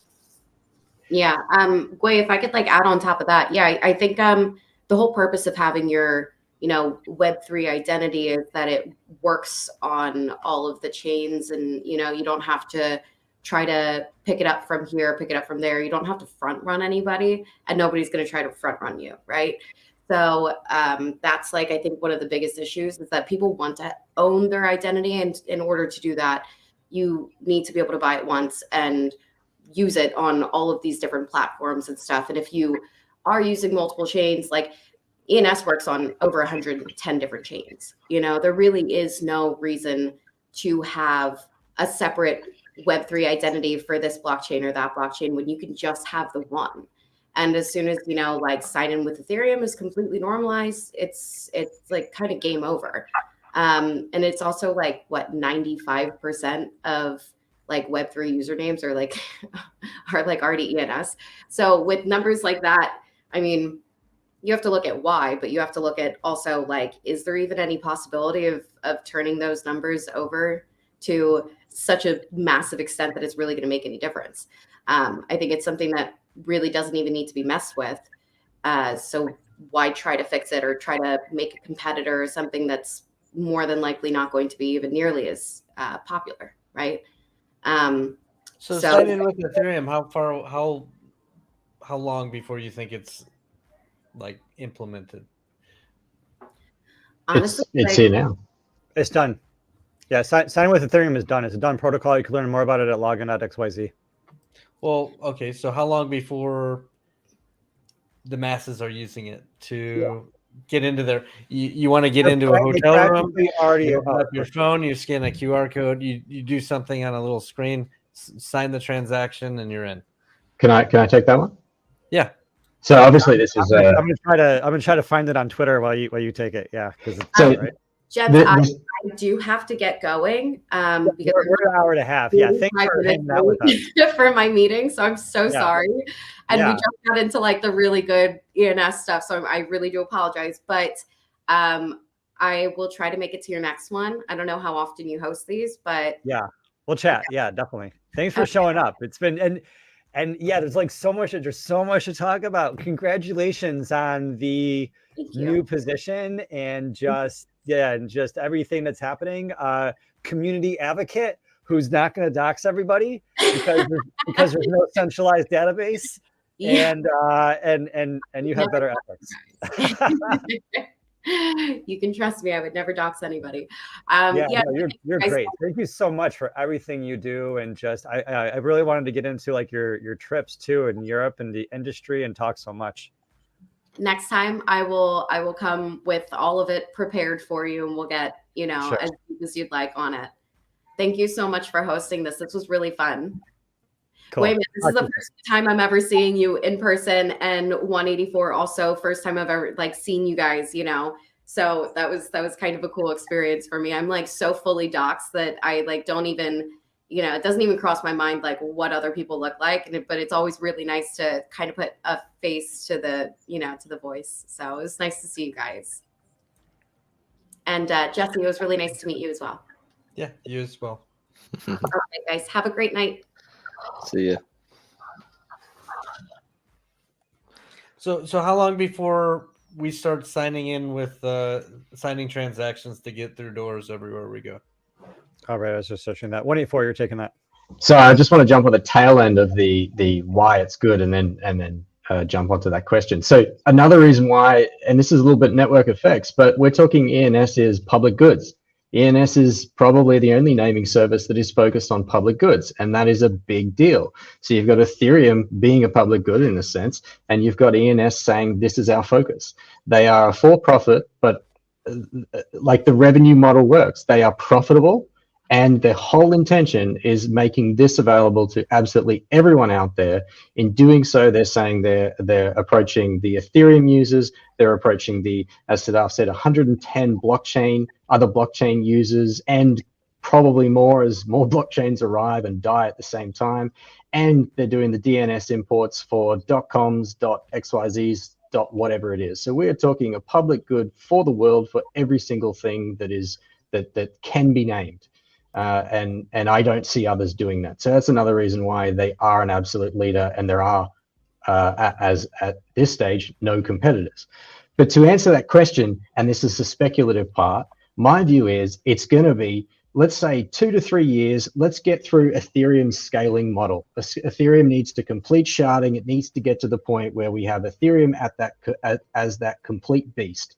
And at the same time, ENS is working in parallel with CCIP, signing with Ethereum, adapted versions of whatever that's going to become, and lots of other things. But I say 2 to 3 years before we have a absolutely rigorous blockchain that does all sorts of amazing things. And along that journey, ENS will further cement itself. And that's the point where it becomes, okay, I'm a business, or I'm an entity, or I'm a service provider, and I've worked out that blockchain is the way that I'm delivering something that is of quality, of value. This is what the people are asking. This is where people are heading. This is where technology is going. Ethereum is it. ENS is it. So for me, it's 2 to 3 years, and then it's mass use. Now, mass use, I'll rephrase that. 2 to 3 years, and we reach that critical mass of having that competent blockchain, and ENS is at that wow level. You know, CCIP really does work because we've got sharding in effect, because scaling is in full effect, et cetera, et cetera. So you think 2 to 3 years for critical mass, and that's Ethereum's timeline as well, if I recall correctly. So for Ethereum to complete the ETH 2.0 kind of vision, software always takes longer. I know, but let's stick with what it is now. What do we say? It's people overestimate the short term, and then they underestimate the long term. But yeah, I mean, this is like happening. And there's this cool example right here where, I mean, you're talking about how long until this is entering the physical world. I saw this at DevCon. That, just couple, like, was it a couple months ago or a couple weeks ago in Bogota? Somebody had this in a super secure way. And this is just another example. How old is this video? This is like way old, from all the way back like 11 months ago. Where this guy, he says, my home can be unlocked with Ethereum by verifying an NFT, which is an ENS name, possibly an ENS subdomain. So you might have Jesse, .eth, and you have like, a subdomain underneath that, or you could give a subdomain to a friend if they have and you could also take it away. If they have that subdomain in the wallet, that means they can get into this house, or they can get into this Airbnb. You know what I mean? You could have a New York City apartment, a Miami apartment. You send them the ENS name, and in this example, the system verifies if I have ownership of PIYO.eth. And then if he does, it opens the door.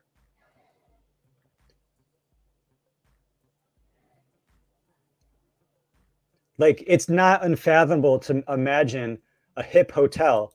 Like, I can imagine all the Hilton hotels, or not all of them, but I can imagine like one of the Hilton hotels trying this new fancy Web3 thing that all the kids are talking about. And they do this NFT ownership. They do a proof of concept. And they say, yeah, you download the app and you get into the room. and they have like a back. They're already doing that. They're not doing it with ENS names. Yeah, but they could do it with NFTs, and they could do it with this exact technology that we're looking at this in this example. And the thing is that they don't have to use an ENS name. They can use like any other NFT that they issue, but they can still like issue it to Gary Palmer Jr.eth, right? They can issue it to, you know what I mean, Gary.guest.hilton.eth.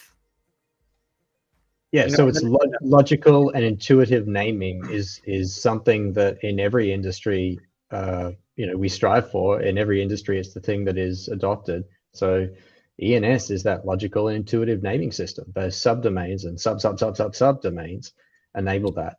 So whilst NFTs, pictures of things can be used, you can have gating via those NFTs. The intuitive naming is a big deal.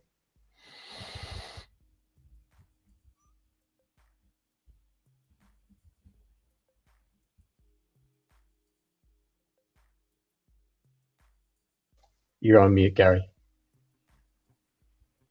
Sorry about it. So we saw the hotel room. This other part, I think this is a different person, built a prototype of a car sharing system with NFT ENS. The system verifies if you have ownership of an ENS domains. Everyone loves ENS domains for some reason. In this example, if you own car1.sharedao, beautiful name, .eth, that will unlock this door for you. That is so cool.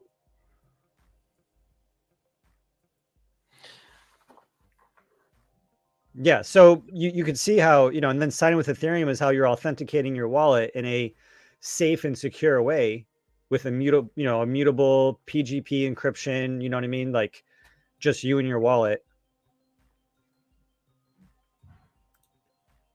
And with the ENS subdomains, there's, or with NFTs in general, there's ways where you can claw them back.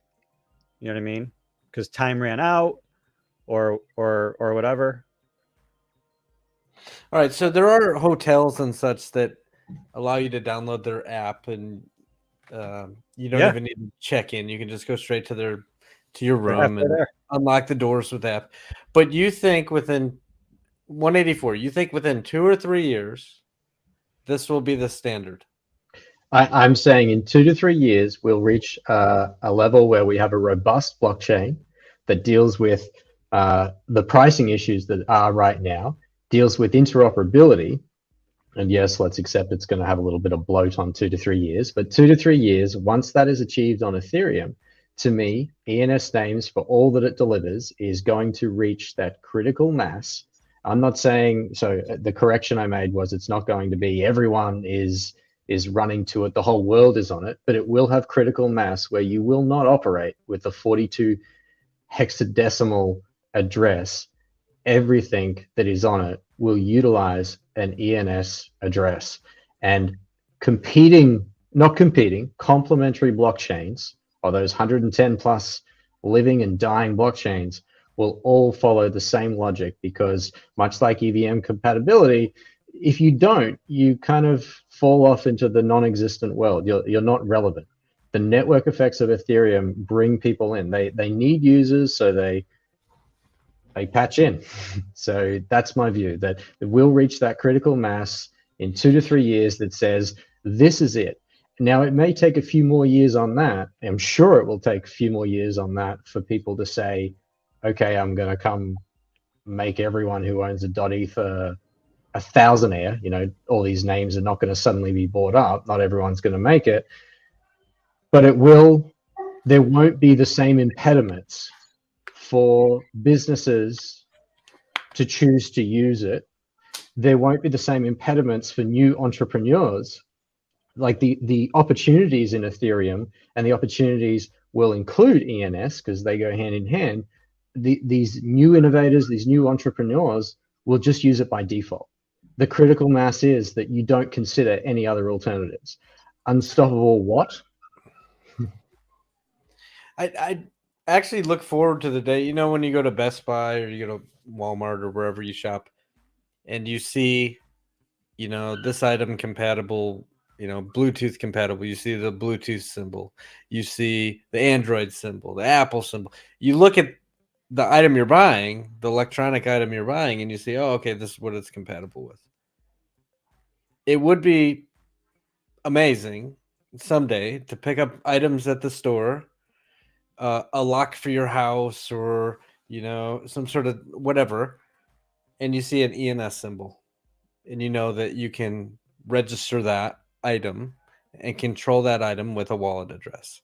That would be Yeah, fascinating. I don't think you'll see an ENS symbol, but yeah, you'll see like there is like a universal NFT symbol, but yeah, you'll see. I see what you're saying. Sort of like a USB symbol where you just know it's like EMV compatible, where if you have like an EMV wallet or something, which is like most blockchains. Right. So if like I had bought a smart lock for my house, right? A smart, Right. It would have like the Web3 NFT symbol on it'll it. have the Yeah, Web3 NFT symbol on there, and I know I can. that's really insightful. Totally. Yeah, I mean that's like super insightful. That's like I haven't really heard someone talk about that. That's the first time I heard about that. Yeah, there's like a Bluetooth. It's got to be like a universal symbol to let somebody know in the physical marketing of like IoT devices that are connected to blockchain technology. It's very real. Where I just showed you two very real prototypes. And I like I said, I just saw someone prototype it at DevCon at one of their booths. Yeah, I just want to chime in real quick. Just Ask Jesse.eth is available still. Oh shit! You should. Yeah, I saw it, but you just announced it to the internet. No. There's not. We're a very low watch YouTube channel. You should get that right now. Tell you what, because I did that, I'll get it for you. Yeah, hook a fellow stream guest up. That's what we do here. I'm going to register this to you, and then you can find me on Twitter, and I'll send it to you. I just need your ETH address, but I'm registering it right now. Sweet. I'll send you back some ETH. I think it's like $17 right now with gas, but I just want to get you this so you can at least play around with it. I didn't realize you didn't have one, but I see you're the only guy on screen without the .eth. Yeah, I have never I've never had one before. What is your Twitter? It's Gwayman. Well, you can either type in Gwayman.eth like you see on the screen, or it's my @ is Gwayman_eth. That's crazy, man. You missed out on a lot of fun this year with the 999 and the 10K and just a lot of hype around. Man, Jesse sounds like he's a developer. He never answered the question. Jesse sounds I'm like not a developer. I'm a founder. And because I'm telling you, I talk about this all the time on the ENS Update Show, 11 a.m. every day on Twitter, every weekday. Builders, I usually say developers, but developers and builders, the last thing they think about is the domain name. I mean, this is a good thing. This is not a bad thing. You're too big. This is a good thing, right? What I'm saying is a good thing. It's a positive criticism. Builders are focused on building the product. They're focused on developing the audience. They're focused on creating a business that's working for everybody or a system that works for everybody. The last thing builders and developers think about is the domain name. That's why domainers exist. I mean, it's just the domain name industry. We built a swap platform. We built an NFT platform. We built a compounder for liquid loans. Yeah, protocol. Cool products. You're building cool products, and it's like, what the heck is ENS, right? So I had to scramble and do some domain names. I even reached out to my devs. So I was like, "Hey, what do you know about the CIP?" He's like, "Oh, we can implement that later." Yeah, I'm like, "That's a good press release." Because we're building, right? It's a good press release. Yeah, I mean, it just instantly connects you. Like using ENS instantly connects you to everybody that has an ENS name. It's like the identifier, So, okay, so this is a registered. Okay, so he just scooped up an ENS name. That just as Jesse.eth. That's an NFT now, right? With unlimited data records attached to it.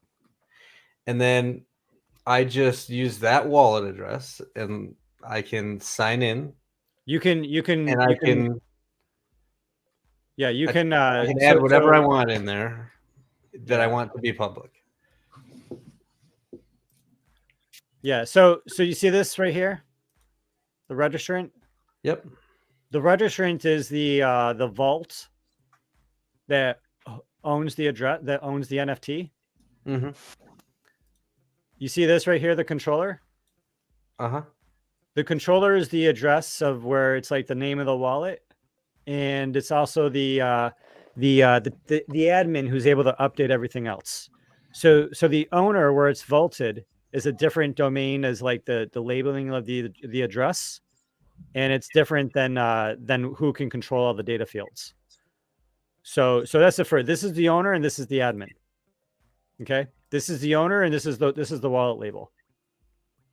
So it could be the same, but yeah, you have the name in this in here in your wallet.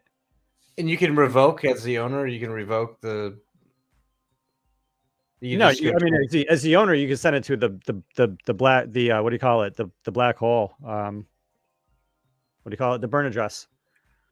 As the owner, you can send it to the burn address. It's like an NFT one. And so in here, like when you go to like the app.ens.domains or app.ens.eth.limo, when you go here, this is where you can set the primary name. And so this is where it's now reverse resolved. So this address is currently resolved to this ENS name.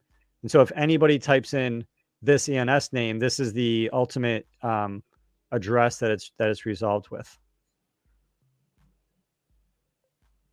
So I think to your question about the controller, yes, if your controller is set to a different address and you are the registrant, and you want to claw that back, let's say you've given it to a team member to manage on your behalf because you're running something from that address, and you need to claim that back. As the registrant, you can do that. You can reclaim that address back and assign it to another one or to you as the registrant. So they're just admin with the ability, they don't own the name, they just have the ability to change all those different fields, if that makes sense. It does. I'm going to get in there and play with it tonight. Yeah, so just to recap, the primary benefit of the ENS naming is that it's people's Web3 username, and it's a way to identify smart contract addresses, smart contracts. It's a way to identify NFTs. You know, like you could have 3636.bayc.eth, and that could be the universal Web3 hot link, right? Think about that. The universal Web3 hot link for my NFT, instead of having to know the combination of the contract address and the token ID, I just plug in 3636.bayc.eth, and that's the universal Web3 hot link. So, or I type in bayc.eth, and that's the universal, name for the BAYC smart contract, right? Or every IoT device. So every person, and every person is going to have just like you have multiple emails, you're going to have multiple ENS names because you're going to be a part of the, ABC club, and you're going to be Jesse or just ask Jesse.abc.eth. So you're going to have multiple .eth names. You might have a .eth name because you're a Tesla owner or a Honda owner or whatever. Or an NFT project or whatever. So humans are going to have ENS, smart contracts, NFTs, IoT devices. Like we're talking an unlimited subdomains.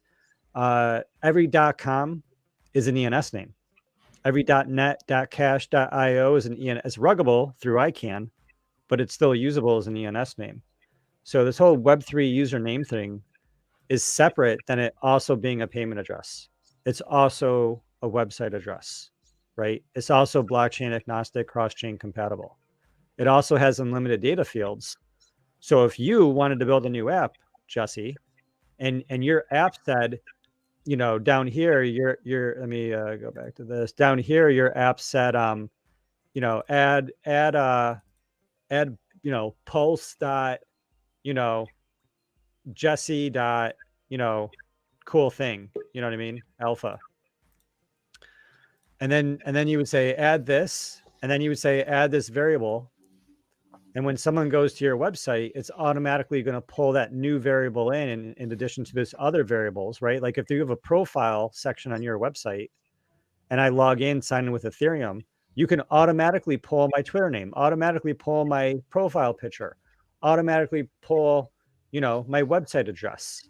And then you could ask me to add additional fields, which can then be leveraged at my discretion as a user to choose or not choose, because I own my name. I control my name. I own the data connected to my name, right? How do you set an avatar? You have to you put in an NFT with that, or obtain an NFT with that same wallet address, or how do you do that? you can You hot use link. any image. Yeah, any you- image.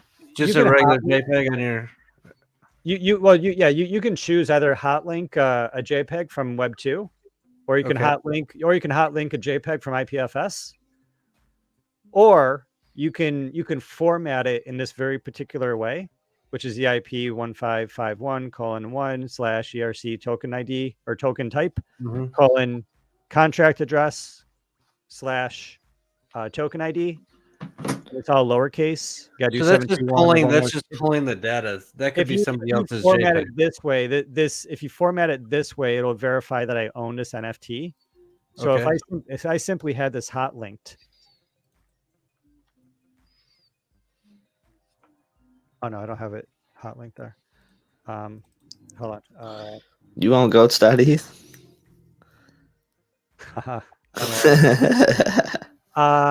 So this one is just a hot link, and so this one doesn't say, yeah, man, like we are the goats. Like it's yeah, not- no, yeah. You just bypassed that question. Shh, you know me, man. I don't advertise shit like that. So don't tell anybody. So this one right, come on, man. So this one right here says owner because I own the NFT. So so this one says owner because I own the NFT, but this one's not an NFT. This is just a hot link, so it doesn't say owner. So the way Okay, that So when you that's look at technical somebody's nuance. stuff, it'll tell you if the JPEG they have, if they own the NFT for that. or If not. they have it set up properly, if they want to they- broadcast that, that's Right, that's okay. at the owner's discretion. But this whole thing is to put it in a phrase, this is your repository for interoperability of anyone that's going to build on Ethereum. So as Gary said, those fields, you can put in whatever is required of some application.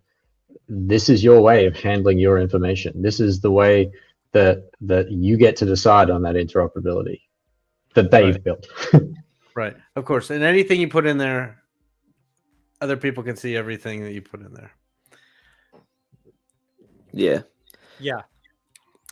I mean, if you have something where there's going to be like an address, you just wouldn't put it. I mean, yeah, it's like it's a public open blockchain. There might be cool things in the future with like ZK snarks, or what do you call them, Merkle trees, or there's this new type of Merkle tree or a different type of Merkle tree that was being talked about at DevCon.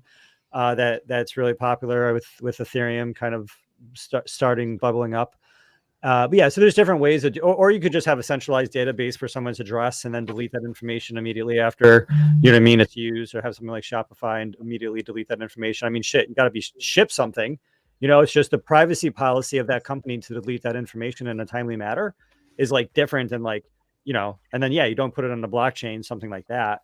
I mean, those are other problems that gets into healthcare on the blockchain and like, how do you like do healthcare on a blockchain without divulging personal information? Those are sort of different problems. Yeah. Anything I have on GaryPalmerJr.eth, which is a lot of information, it is all viewable. And you know how the blockchain works. It's all viewable. It's all trackable, traceable. That's why the first two things I tell everybody, the number one thing you got to do if you're just getting onboarded is that number one, you have to learn blockchain security. Number two, you got to learn blockchain privacy, because how privacy works is different than what you think. It's not anonymous. It's pseudo-anonymous, right? It's like, having an ENS name makes it super easy for someone to be like, oh, duh, Gary owns this address, right? Gary.eth owns this address versus, 0x whatever. It's just the number is just the difference between a number and an ENS name is just like your ability to copy and paste or do a SQL query or, You know what I mean? It's like people are doxing themselves if you have an ENS name or not. Every NFT you buy and sell and trade between a wallet is a Oh, they data know. They know. connecting. Because one of them obviously has a word, so there's no difference between one NFT having a word, Gary.eth, and another NFT being Bored Ape 3636. In terms of a data point and doxing you, it's very little additional information. I mean, yeah, if you have like Gary lives in, New York State.eth, right? That might give away something. So I just want to jump in here and kind of just throw two fun things out there while we're on the topic. Actually three, because one, like I'm waiting to after the show, I'm gonna have Jesse send me his ETH address. I'm gonna send him his name. He can go and play with it. Right DM now, him now. DM your ETH address right now while we're live on the air. It's gonna be a fresh address, so nothing gets doxed. that's totally fine. That's totally fine. I just want you to have it and you can play It around should with be. it. But what I'm getting at here is, I gotta wait for that. If you wanted to send me anything, gift me something, send me an ETH for my birthday. You see you see my ID right here, so you could just send it to gwayman.eth. You don't have to double question what's my address. Can you send me it? Can I copy paste it? Can I double check it? So that's very nice. Two, we're going over the field of what's in your ENS name. Right now, there's a lot of talk about this whole verification on Twitter and who's the real check mark, who's the real this and that. I think once signed in Ethereum is a thing, imagine if you signed into Twitter with Ethereum and it like verified you off of your ENS name. There would be no imposters. There would be nobody that could be like pretend to be you. If Elon had Elon Musk.eth, there's no one that could try to be an imposter of him. So that's just something to think about when it comes to verification, because it would like make sure you own your name, and that could be what you sign in with. And then the last thing, which is just kind of cool about these ENS names, where some of the speculation comes in, is the subdomains.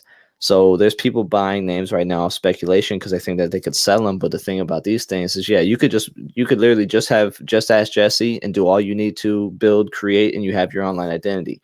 If you want to go a step farther into this domaining game, you could get a name that you think you're actually going to be able to wrap these names and sell subdomains. So you could rent out subdomains. So say I own Smith.eth. My last name is not Smith. But what I could do is I could create John.Smith, Sam.Smith, Alan.Smith, and list these for sale. So say your name was Alan Smith and I own Smith.eth. Okay, I own the parent domain. You could pay me yearly, monthly, you could set it up how you want. And I could rent out the name so you could have your online identity, but I get to, I would be the registrant. I would set you as the controller of the subdomain, and you would be able to make. Go ahead. So you're in the business, so that's what you're speculating on, right? Like, I take it, like when you're scooping up all sorts of ENS names, you're hoping that somebody wants those names. So there's it's something like that. It's kind of .com flipping is a thing. Domaining has been a thing for a long time. There's a lot of people that have made a lot of money from domaining. This is like domaining on steroids is the way I look at it, because if you do believe in blockchain technology, you do believe in the idea of signing with Ethereum and having your online identity, I could maybe you get in late and you don't want to say, hey, I'm John 1354.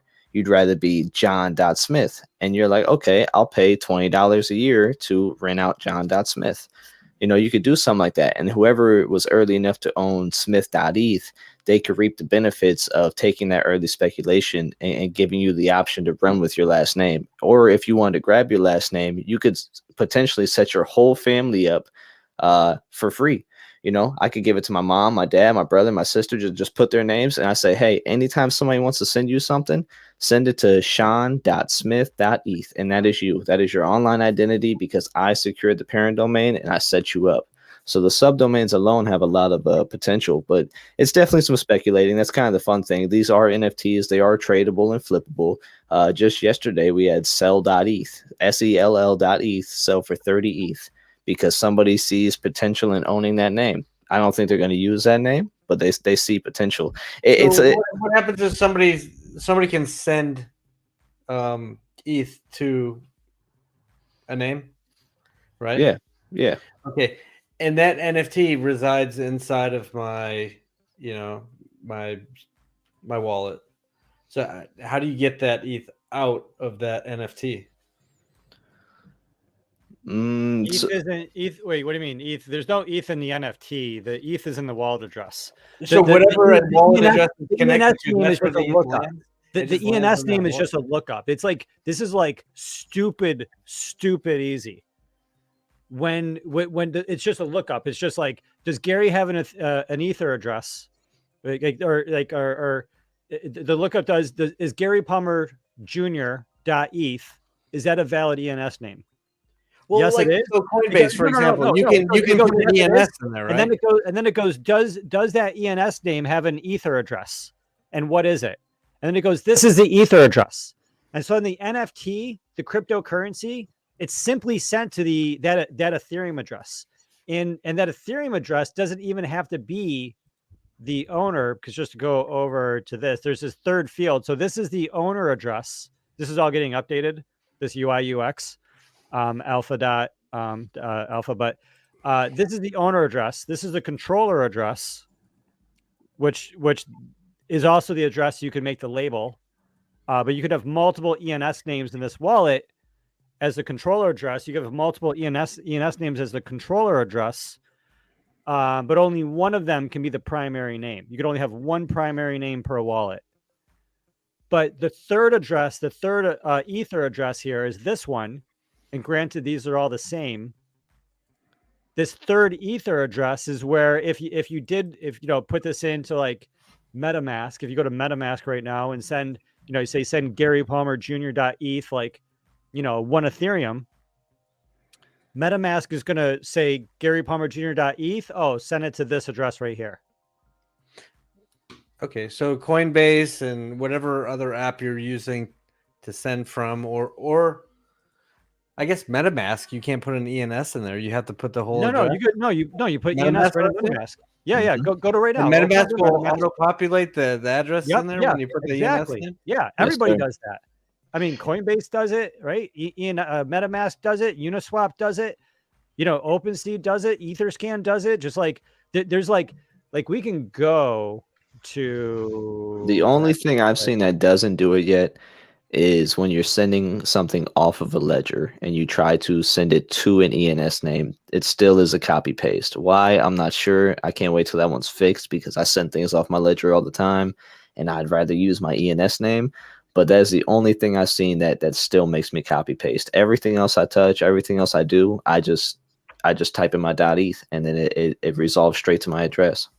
And so that has to do with, for anyone that's not enabling that, like the example Gleeman gave, it's because they haven't integrated it yet. But they will. It's inevitable. Network effects. And if you look at and so if you look at ens.domains and you click in the wallet section, there's like 1 or 2 wallets that do this, right? There's Coinbase and Coinbase Wallet and Rainbow and Trust Wallet and MyCrypto and 1inch and Alpha and Ambo and Argent and Ethereum and Bitcoin and Bitcoin.com wallet does that. Hello, Blank Wallet, Blockchain, Brave. I mean, this list literally, I can't sit here and like list all of these. It's not. Right. I was being facetious. It's not 1 or 2. It's like scores and scores. And these are just the ones that were listed since they used to update the website. And then there's all these apps, that people use, everything from Uniswap and OpenSea and Aave and, just like all these apps, it just goes on and goes on. And they don't even update this website anymore. I don't think. I don't, maybe they do. I don't know. I don't think so. Just all of these people, all of these websites, all of these services, all the users. And then there's browsers, right? Brave browser.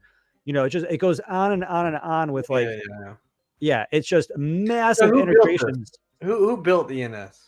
Nick Johnson, who got a grant from Vitalik himself. The Ethereum Foundation and Vitalik. Yeah. My apologies, but because they seen the vision and they said, "Wow, this is incredible. We need this for mass adoption. We will help fund this." So they put money behind it years ago. But what was it, 2017 at the time? I mean, the NFTs started to be released in 2017. There was a work in the making, I'm sure, like a year plus before that. I forget the exact date, but yeah, Nick Johnson was working at the Ethereum Foundation, and they recognized very early on, because there was other naming services in the blockchain, let alone obviously Web 2, that have come, after and before ICANN and ENS, respectively. And Nick Johnson, while at the Ethereum Foundation, took on the challenge, and through his just frankly his technological leadership, along with the dozens of other invaluable players across the ecosystem, let alone a part of the core team at True Names Limited, now ENS Labs, and through a lot of adversity and a lot of risk of failure, they built ENS names with the vision that the human readable naming layer of the blockchain should be open, and it should be a public good, and it should be immutable, but there should still be a way to get names back into the system. Because then one of the other issues with the .crypto side, say there were no renewals with ENS names, because I used to believe that renewals sucked, and now I'm a proponent of renewals now. Rose.crypto, someone's going to eventually lose the keys to Rose.crypto. They're going to die or lose the keys. And then you're never going to have Rose.crypto ever again. Rose1.crypto will never smell as sweet. And you're dropping the NFT liquidity. You can never say the word Rose.crypto ever again. It will never be valid. So there needs to be a way for the system to last decades and centuries into the future, for name introduction to be reintroduced into the liquidity pool without diluting the TLD, which is what Unstoppable did. Because now there's .crypto, .x, .wallet. There's just dilution. And what's worse on top of that, in terms of the game theory, all of that conflicts with other naming services. And so, like I told you before, I don't know if you caught it, but every .com is an ENS name. And so, someday there's going to be a .wallet from ICANN, right? The Web 2 version of domain names. They run right. all this is what. Okay, so that means when ICANN comes out with their Web 2 version of the top level domain .wallet, and somebody buys it and runs it, and they want to be .wallet, they're gonna have Web 2 version of those domain names. Well, all of those Web 2 versions of those domain names, they're going to be able to use the ENS protocol, and then all of those Web 2 domains are going to be ENS names. But then .crypto, they have a .wallet, and that's going to conflict. And then there's another company called Handshake, and they have a .wallet, and it's going to conflict. So all of these names are going to conflict, right? And with ENS is backwards compatible, forwards compatible with ICANN. And so Google.com, they don't have to buy Google.eth. They don't have to buy Gmail.eth. Amazon doesn't have to buy Amazon.eth. They could just use any Web 2 domain name, just like Coinbase did. CB.ID is what Coinbase uses. That's ENS. It's a Web 2 name. It's ENS. It's not super decentralized, but it still uses ENS protocol, right? And so what happens to your NFT if you don't pay the fee? Let's say you registered for a year, and then it takes 3 months. It takes 3 months to expire. So it expires, and then it takes 3 months for you to lose it. It goes into grace period. It goes into grace period for 3 months, and then after the grace period, it leaves your wallet. Okay. It actually does get burned, technically. Okay. And then it's up for renewal again to the general public. So it gets dropped like a normal domain name and goes back into the minting pool. And when it goes into the minting pool, it goes through a Dutch auction. It starts at $100 million to register, and it decreases down to $5. Yeah. Because there's some names where if I had the money, I would pay $1 million. So it just automatically starts at 100 mil. How long? Okay. That one blew him away. Yeah. 21 days. So it takes 21 days. Yeah, I could pull up a graph. So the reason being, to my understanding, in a short term, is there's certain names. As I mentioned, somebody bought Sell.eth for 30 ETH. There's certain brand names, like say Nike.eth. Say the last owner, he didn't renew his thing. Which, by the way, you're gonna have Just Ask Jesse. I stored it for a year. It's $5 a year. If you want, you can go and extend it for as many years as you want and just pay that fee right now to make sure you don't lose it. Yep. And then the cool thing is too, you don't even have to be the one to extend it. So say that I am a friend of yours or anybody is a friend of yours and they're like, hey, Jesse's been inactive. His name's about to go into grace period. I'll pay the $10. I'll extend it 2 years for him. Any wallet can extend names. So it doesn't have to be the owner. So that's very cool. Loved ones could take care of your name. Anybody could help manage it, a good friend. So the 100 million kind of blew you away. It blew me away when I first seen it too, because It sounded funny, but it's 21 days you said? yeah, so it decreases at a rapid rate, but the theory is say that Nike.eth were to expire and it goes into a premium. It used to be what was it, 100,000? You might have somebody that's a speculator. It used to be 2,000. Oh It used to geez. be 2,000. So it would drop, and you would have like 20 people all like super gassing the fees. They would pay like $20,000 in gas fees, $2,000 for the registration, and instead of that money going to the DAO, it was going to the bots and the sandwich makers and the miners. And so we were like, and basically we're saying, and I still believe in an English auction is a better way of doing it than the Dutch auction, but I don't want to get into that.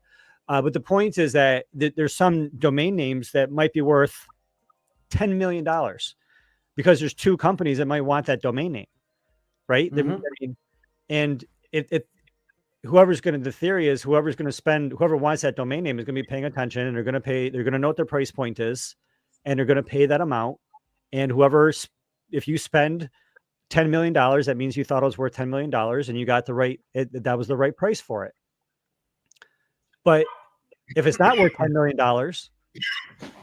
it's going to go from $100 million the first day, and the second day it's going to be 46 million, and the third day it's going to be 23, and then 12, and then the last day it's going to be $50, and then it's going to be 5. And correct me if Does I'm it go wrong. second by second though? So, Yeah, technically, yeah. Correct me if I'm wrong on this one, but it was, as I mentioned, there's people like myself. I don't have deep pockets like that, but there are speculators. If I had the money. Yeah, that's just it. And there's the speculators that will go, man, I would buy Nike.eth for if it comes down to 6 million, I'm buying it. There are people that might do that. Nike, they probably have more than 6 million if they really needed to secure their brand name. So they up the price high enough to where just us common little under the rock speculators that are trying to squat these names, they try to make it.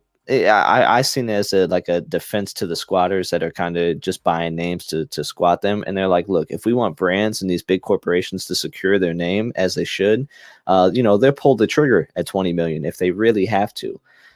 Speculator like myself, I'm not going to speculate on 20 million. Maybe there is somebody out there, but I'm not going to do it personally. So there's people that they kind of put it up super high because they were like, we'll put it high enough to where it gives people like real investors the time to secure their name if they need to, while also putting it out of reach of these speculators that were buying it at $2,000. Because some people, $2,000, they say, I'll buy every name off premium, and we don't want that. There's a good video I've seen where there's such thing as a white hat squatter and a black hat squatter is the way that Matt Garcia put it. And the white hats, they'll buy the names, they'll sell it for a little bit of a premium, but they want to overall get the names to where they're supposed to go because that's best for adoption, which I do agree with. And then there's the people that will buy a name. I spent $2,000 on it, but you're a big corporation. I need 50 million, and just be completely unrealistic. It's bad for the space, and I'm not knocking anybody's hustle, but I'd rather see a brand name go to the brand that wants to use it because overall that's good for the whole thing. So that's the way I see it. And so they upped the price from being 2,000 to I don't know what they went to next. By the time I started getting into this, it was $100,000 premium, which is still far out of my range. But there are some people out here that have 12 Bored Apes. I could sell a Bored Ape and go buy Nike.eth if it was on premium. So they wanted to put it out of reach for I'm pretty sure that $100,000 got hit a couple times. I don't know if anyone can do any Google search. It did. I seen it got like there were some big numbers at 100,000. Yeah. PwC bought for, I think it was 69,000. PwC, that was their premium that they paid. That was the first big one that went up, I think. I seen a BBC sell for 100K off premium. And I made a tweet about it. It was when I had like 200 followers, and the tweet blew up because people seen BBC got bought, and they took their mind elsewhere. They didn't think about the it's like some British broadcasting or something like that, but they thought elsewhere. But yeah, it's crazy. So they said, okay, people are still down to pull the trigger at 100K. We'll put it at 100 million. And for me, it's kind of cool if you are holding names, because say I want to sell a brand their name for 100,000. It seems unrealistic, but it's like, hey, you can buy for 100,000, or you can wait till I let it expire and pray that you win the fight from 100 million down. Like, hopefully nobody beats you to it. So for people that are already speculating, it in my opinion, it gave you some leverage, because it was like, hey, I could just let this thing expire in 3 years. You could pray I let it expire and don't extend it. And then you also have to hope that you're the one that wins the race on the Dutch auction. So, all right, so it's $5 a year at the minimum. Where does that go? And is there a DAO that can change that fee? yes, they've actually already changed it. They didn't change it too much, but I've seen that things went from $5 to $5.50, if I'm not mistaken. So they upped it a little bit, and then they even considered increasing it a little bit more. What do you mean? I don't think that. Okay. So maybe wrong. Well, then I seen talks about it. They were talking about somebody put out a tweet and said you can't blame these people. They're speculating for $5 a year, and I think Nick Johnson was kind of just trolling, but he said, "Oh, okay. So you're saying we should charge more than $5 a year?" Which again, it's controlled by a DAO, so anything could be put to the DAO and be voted on, and if it were to pass, it could pass. But so the way it goes is if you have 5 characters or more. So it could be 5 characters, it could be 100 characters. It's $5 a year. If you have a 4-character name, it's $160 a year. And if you have a 3-character name, it's $640 a year. Yep. Yeah. So it's and 3 characters is the lowest amount of character count that we have at the moment. So that's 3, 4, 5. So if you want a 3-character, you're paying $640 a year to have that. 4, $160 a year to have it, and then 5 or more, it's only $5. Where do you sell these? You just sell them on OpenSea or LooksRare? Or... You could go to OpenSea, which is kind of just everybody knows what OpenSea is. And it's tradable. You could just type in ENS, you'll see the trade volume. Can you sell them right on the ENS site or no? Yeah. So not ENS, OpenSea currently, but this is where the ENS bull market really took off. I currently help with a company called Domain Plug, so it's domainplug.io, but we just launched. I got to give the flowers where they're due. Back in April, it was April or May. This site called ENS.vision actually launched, and that's when it was strictly an ENS marketplace, and that's when things really started to take off, because people that are ENS purchasers, we don't really use OpenSea anymore. You go to ENS.vision, as you see here, there's clubs, categories, there's actually floor prices now on certain style of names, from first names to 5-letter dictionaries. Top sales, past 24 hours, someone spent 19.3 ETH on 392.eth. They spent 3.33 ETH on -20 Forbes.press.eth, Google article 3 ETH. If we say the past 30 days, apparently Titan Wars XYZ, that's got to be like. I think that was a fake one. Yeah, that's a fake one. Click the 10K. Show them the 10K. 10K club. Yeah. Just even their past 24-hour activity and stuff. So like every single number in between 0000 and 9999 has been minted out. All 10,000 of these numbers. There's 10,000 items, as you can see here, across 4,000 owners. You can check out the analytics over here. You can see that one person owns like 100 of them. It's cool. Bezos. Which is like 1%. So these distributions aren't horrible.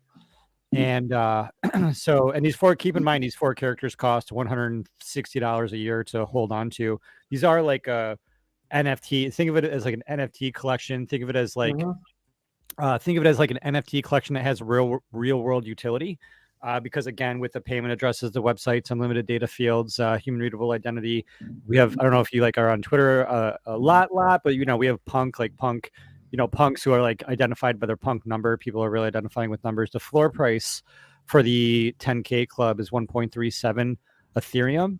As you can see, for sale here on ENS Vision with X2Y2 at the next 1 and 1.39. Yeah, so if you wanted to own one of these scarce assets, that's the floor price to get in. This is better than most, NFT projects out there. Some of those NFT projects actually building real stuff. And then in addition to the 10K, go down. Yep. Okay, so there's one that had a picture attached to it, and that was because that person went Set into an avatar. Yep. That the avatar like you showed earlier. Yes, Yep, sir. exactly. Yeah. So they got an extra little piece on there. And so the ENS vision is tapping into those normal data records. And it says, yeah, it's if somebody has that, show that it's using the data that's there. It's leveraging it normally as it should. So separately from the 10K club, there's also the 999 club. And this is obviously all the, ENS names, digits, ASIC digits between 0000999. See, we've been sitting here the whole time, and you were probably unaware that my man 184. It seems like he just has random numbers as his name, but he could sell that name right now for what, $25,000. And at one point, it was no. Wait a minute. I gotta see. Starts with a 1 because those ones. I tell you, man, those ones. He could sell it for probably 40. 184 knows when his mom and daddy named him 184. They were like, "We're not going to name our kid with a number 2." He's not being no 2. He's not number 2. He's number 1 number for sale right now. Huh? What's the lowest number for sale right now? Well, real quick, I just got to point out because we got 184, who's practically a celebrity in the room. I didn't actually know that beginning ones are at a premium. I didn't actually know that. That makes me feel a little bit better. No, cool. You're expensive. He's so modest. You're expensive, bro. Of course he knew that. Yeah, the 8s and 1s, yeah, people love it. 2s aren't doing that bad. Like, what is it for a 2? I mean, who knows these 2s? 26. I mean, yeah. So anyway, the cheapest one. Some numbers are, obviously you guys know some numbers are more special than other numbers, but the cheapest one is a 425. A 425 for 19.5. Now, I just want to cut in to say this might be where we lose you, because we brought you on to ENS to show you the utility, the use case, things like that. But this is literally an NFT that's in a market of its own. Like we even took it off OpenSea and brought it here because there are crazy domainers. You can go and check, Web 2 domains, or they're called conventional domains, that have sold, and there are 3 to 4 digits that have sold for crazy amounts of money. And back to my subdomain example, like I am I sold a digit last night, bought a new one, flipped it for more, and then bought this one today. But I'm now 4969. There's like a cool, there's these metaverses, and a lot of them that go off of, you have parcels or land, and your land is numbered. So like, for example, was it Somnium Space? They go by parcels, and you're given a parcel number. So say I went and bought a land for 3 ETH, and my parcel's 7652. I'd go to Somnium Space .parcel.7692. Well, eventually, if you were to have an ENS name that maybe matched your thing, you could pretty much send people straight to your ENS name, or you could represent it. So if it's like a brand wants to say they own a land at 7672, and it's like, man, where do I find their land? And they own 7672.eth, or they operate off of it. They could even just, picture subdomains like that. Parcel dot, I could put parcel in front of my name, and maybe somebody would come and want to use that parcel subdomain, and it would take them straight to their metaverse land. Things like that, like you could literally build all off of it. If you're a serious brand, you own Ape 7672, you own the land 7672, you'd probably want people to know where to find you. So the easiest way to do that is to display the name or have it, and then ENS, being able to own 7672.eth, you're kind of doing all that in one. You could even have your lands linked to this, your ape pretty much linked to it. Like, I just think it's a big thing for branding. The digits didn't make much sense to me, because I look at it like, names. I can, there's only one Tyler.eth on the whole ENS chain. So it's like people will fight for that Tyler.eth. I remember seeing Thomas.eth get like a 30 ETH bid. And things like that. So like that makes sense that the names. Was it Toby? Toby, they spent 30 ETH. He's like the CEO of that. CEO of Shopify. Yep, Shopify. Yeah, he bought his first name for I think it was 30 ETH, because these people see it, and it's like, imagine you get to name a child, but say your girl's pregnant and you're about to have a baby, but once that baby comes out, you're not allowed to name it a name that's already taken. That's where this kind of comes down to. So it's like there's value in being the only Tyler on the blockchain, or the only 184. Well, it becomes status at that point. Yeah, right? It's like, and then before, it's like with Web 2. they, people did say if you have a kid, get their domain name, like full name, because you're not going to get like Gary.com. But in Web3, yeah, you might not be Gary.com in Web3 either. But in Web3, it's not just having a domain name where people can find your content. It's literally having a name on a blockchain. It's having a name on OpenSea. It's having a name on Etherscan. It's having a name when you log into any of these places. And just to go to the .com value that you were talking about, these are domain name sales from the past 7 to 14 days. So bull.xyz, $200,000, right? In the past, or I guess like past 30 days. Yeah, call it a month. Two week, and actually it was a 2 week period 30 days ago. So in this 2 week period, 30 days ago, it's really a 2 week period. So sports.gg, $100,000. And if we want to look at the year to date, this is a great website, dnjournal.com. Guy keeps it up great.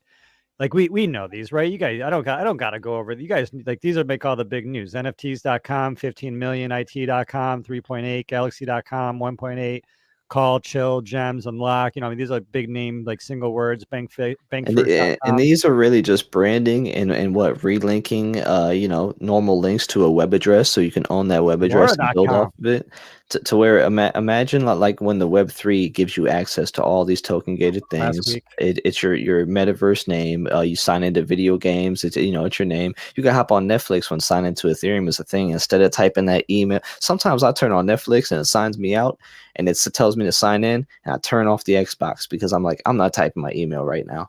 But if I could just type in just my ENS or have it confirm that it's me, that's a lot simpler. So imagine signing with Ethereum is really implemented to everything. It's more than just a web address. So you're looking at these web addresses sell for these ridiculous numbers, and that's what people are like, okay, I do believe in blockchain, I do believe in digital identity, I do believe in this Web3 thing, and this is one name that gives you access to all of that. I think some people, once they get it, you can see value in it. Like I'm sure Jesse.eth, it'd be really cool to own Jesse.eth, but like I bet you if you go to see what it sold for last on OpenSea, yeah, well, I don't know what the last sale was. I'll tell you right now, it was either 3 years ago and they got it from the ENS DAO, or they got it for like 2 ETH, or if it was recent, I guarantee you it was at least 18 to 20, like at the least, if I had to guess. And that's just. It's because people want it, to say, hey, I'm the only Jesse. Send it to Jesse, and then the rest of your life, you get to be the Jesse. There's a flex in that, and there's also conveniency, like the way I see it. And so, where communities were built around projects like Bored Apes and CryptoPunks, communities began to be built around ENS names. So you have the 10K Club, you have the 10K Club, you have the 999, right? These communities that were built, but what you're also finding is the projects are now making sure that they have their .eth name and they're embedding those things together. So even BAYC, they own BAYC.eth, and they can do with that whatever they choose, whether they choose the route of making soulbound addresses to their NFTs, or a project from the very beginning can build that out. So this is where ENS is becoming this tool, this vehicle, this thing that new projects are taking on, and they're wise to do so because they're adding all the utility of ENS into a project where they're offering not just a pretty picture, but utility. Real world utility is ENS, and immediately tying that in is very, very powerful. And one thing I want to just add on to that BAYC thing, and somebody brought up a good point about it. Say you own a Bored Ape, right? You go to these events, Ape Fest or something, and at the door, you have to confirm that you are a Bored Ape holder. Maybe you don't want to carry your expensive JPEG on your phone because you're not going to take your ledger everywhere with you, So say that you just want to use a hot wallet and you want to be able to confirm, hey, I do own the Ape 767. But I don't want to carry it on my phone to this event where I could get SIM swapped or anything could happen. My phone could get lost. Just anything. What BAYC could do is take their BAYC .eth and issue these subdomains. So they could issue 787.BAYC, and as a collection, they could drop you the subdomain, and that could be your confirmation of your ownership. So you don't have to. Yeah. So that's very cool. I hear you saying. So I was remembering the Toby story. So Toby from Shopify that bought it. I recall in the comments, someone said you could have bought this for 5 or 10 ETH about 1 or 2 months ago, and Toby replied, "Yeah, I was watching it for several months, and I just didn't pull the plug." And at 32 ETH, where it was listed, he said, "I just had to do it. Had to pay the price of being late." So the Tobys out there pay for the privilege, and others will have to as well. But I think a lot of domainers, as we covered before, a lot of domainers do want to see these names in the hands of their business owners and things like that. And so domainers provide an understanding that you can't just offload these domains for nothing. We do want them to get to this to the end user. So yeah. This has been really fascinating. I do have to jump off here. Gwayman, I'll be in contact with you. 184. Yes, sir. I learned a lot today, and I have to thank you guys. Being a founder of an NFT platform, Pixel Park, this has taken me down a rabbit hole of what some users on our platform know way more than I do. And so this was highly educational. I really appreciate it. And I actually look forward to learning some more down this rabbit hole. That's what we like to hear. Yes, sir. Welcome. Yeah, Cool. but Jesse, just ask Jesse on Twitter. Just ask Jesse. Thanks for swinging by and being part of the conversation. Talk again real soon. Yeah, man. Yeah, Thanks. real fascinating. I appreciate it, guys. Yes, sir. Have a good night, man. Yep. Well, we really red pilled that guy, didn't we? I think so. We got him. I think so. I think people see the potential. You know what I mean? Because it's like, it's kind of like you could say with what is it, the Polygon naming services or whatever the hell that is. Like you go to it, it's just an obvious ripoff of ENS. It doesn't look trustworthy at all. It's just some people starting a project. It's really, really hard, right, to do the technology and to create the technology in a way that has the game mechanics correct. And part of the game mechanics is the network effect of naming, right? Like just imagine if there were two .coms. It'd be a very difficult, impossible world if we had two internets, or if we had two .coms, or if we had two different internets and there's got to be one internet. There's got to be one, right? Like naming system of that internet. And I think that's what we're going to see. It's like, with the blockchain, it's like there's still going to be, computation happening. There's going to be, databases across blockchains. There's going to be files. There's going to be people accessing those files on like traditional internet structure. And, what the blockchains provide are just these intermediaries, essentially, that they could trustless, right? Like blockchain neutral, borderless, censorship resistant, open, like public, collaborative, like consensus mechanisms where people can agree to what their sense of truth is, right? And some of the blockchains will, I personally think like the most secure one is Ethereum. And if people want to have the most security, which comes with more cost, and sometimes, cost versus speed, yeah, you got to pay for that cost, right? And then, there's things like Polygon, or, which is great and is doing great work, and, has admin keys, which no one likes talking about. But, it's like if there was a catastrophic incident, there would be a group of people to be able to come and like help that situation. But it's just a different value proposition than, and then there's going to be Pulse Chain that comes out. There's going to have its own value proposition, all of them coming out. And these things are tested, right? And Ethereum has been tested in terms of its security and its ability to stand up. Unlike things like Solana, which Solana's just been beat up. You know what I mean? That's the getting restarted. I mean, I just think it's had a lot of problems, and now the financial problems. I don't want to get into the FTX stuff, but you guys see, like last I saw, there was all this Solana Bitcoin. You know how there's Rath Bitcoin and there's Ren Bitcoin? There's Solana Bitcoin, and there's like 16,000 Solana Bitcoin that are stuck there forever.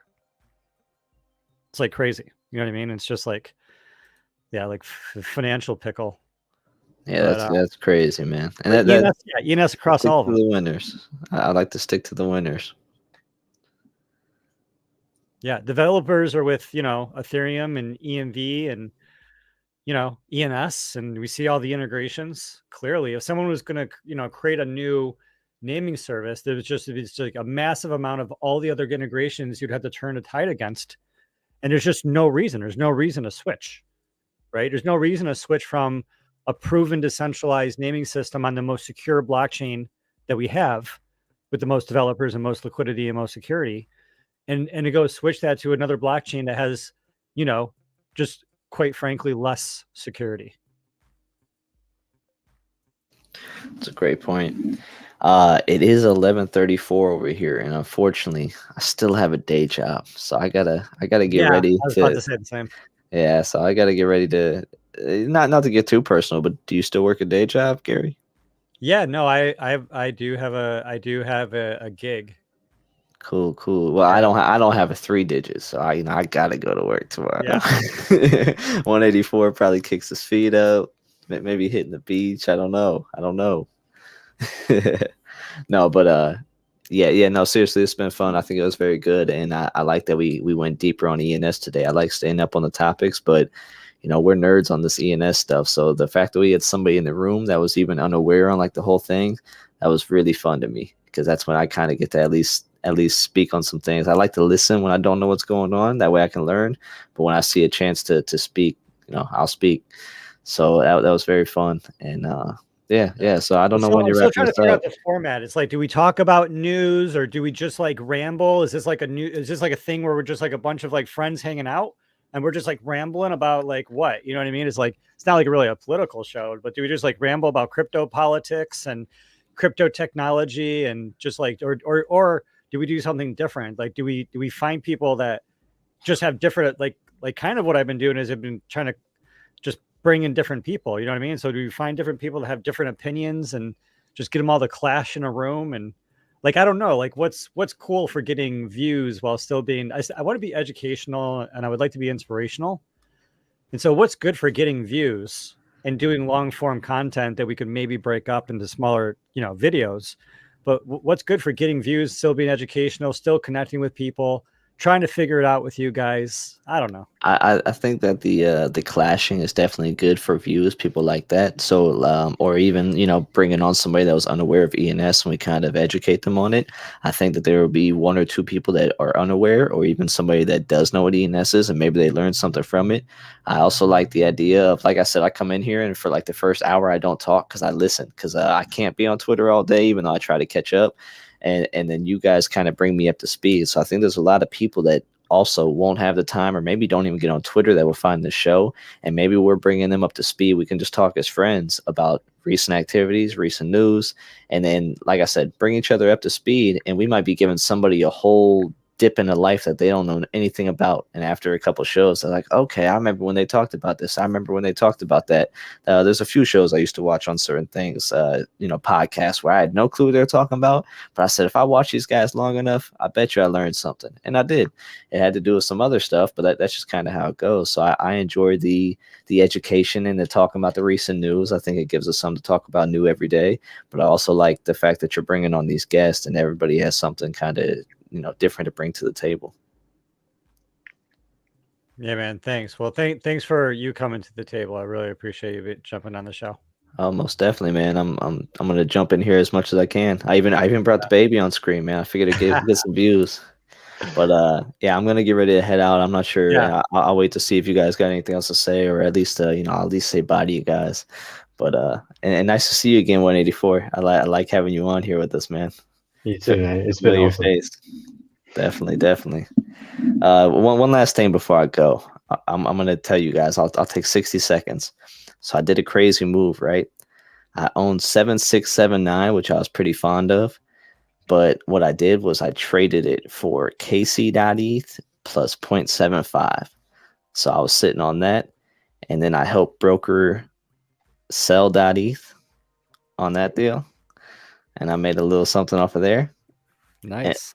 And then I had enough to scoop a 4-digit off the floor. So I still had KYC'ed.eth, and I scooped what was it, 6939.eth, which the past owner bought for 6.9, and he sold it.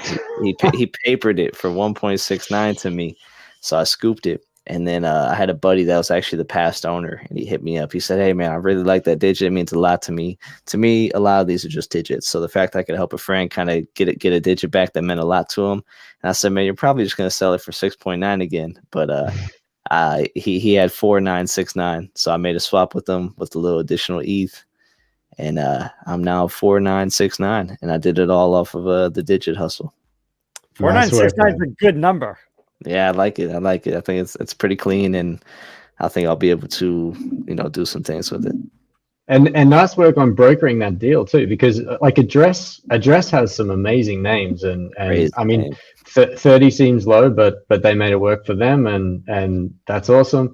He's got amazing names, and I still think he's probably got hands down one of the better purchases of this year.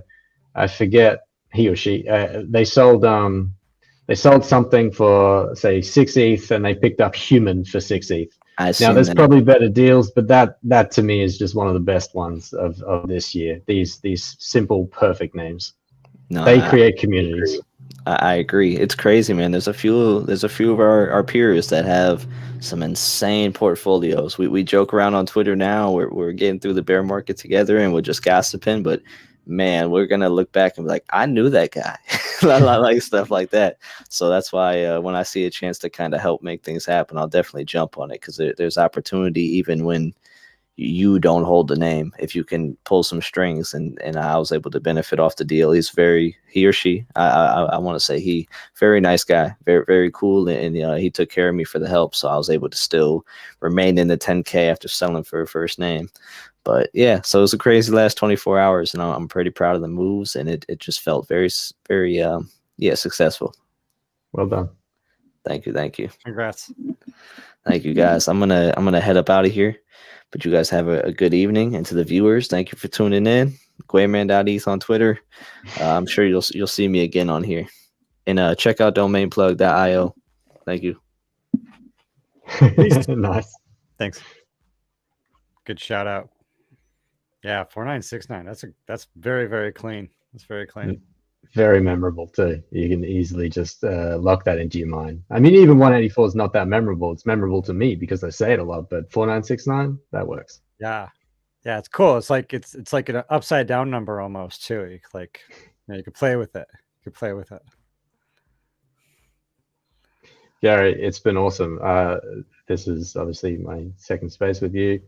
You hear it all the time, but you're a great storyteller, as in you deliver. You're able to tell the story of what ENS is, .eth is, and a lot of things. So these are awesome spaces, and I think you hosting these is a huge benefit to everyone out there. And adding the video element is something that we're all leaning towards anyway. So you're ahead of it. It's great. Yeah, man. Thanks very much. Thanks for showing up. And we'll just keep it going, man. I'm just gonna do these shows. I'm gonna see what happens.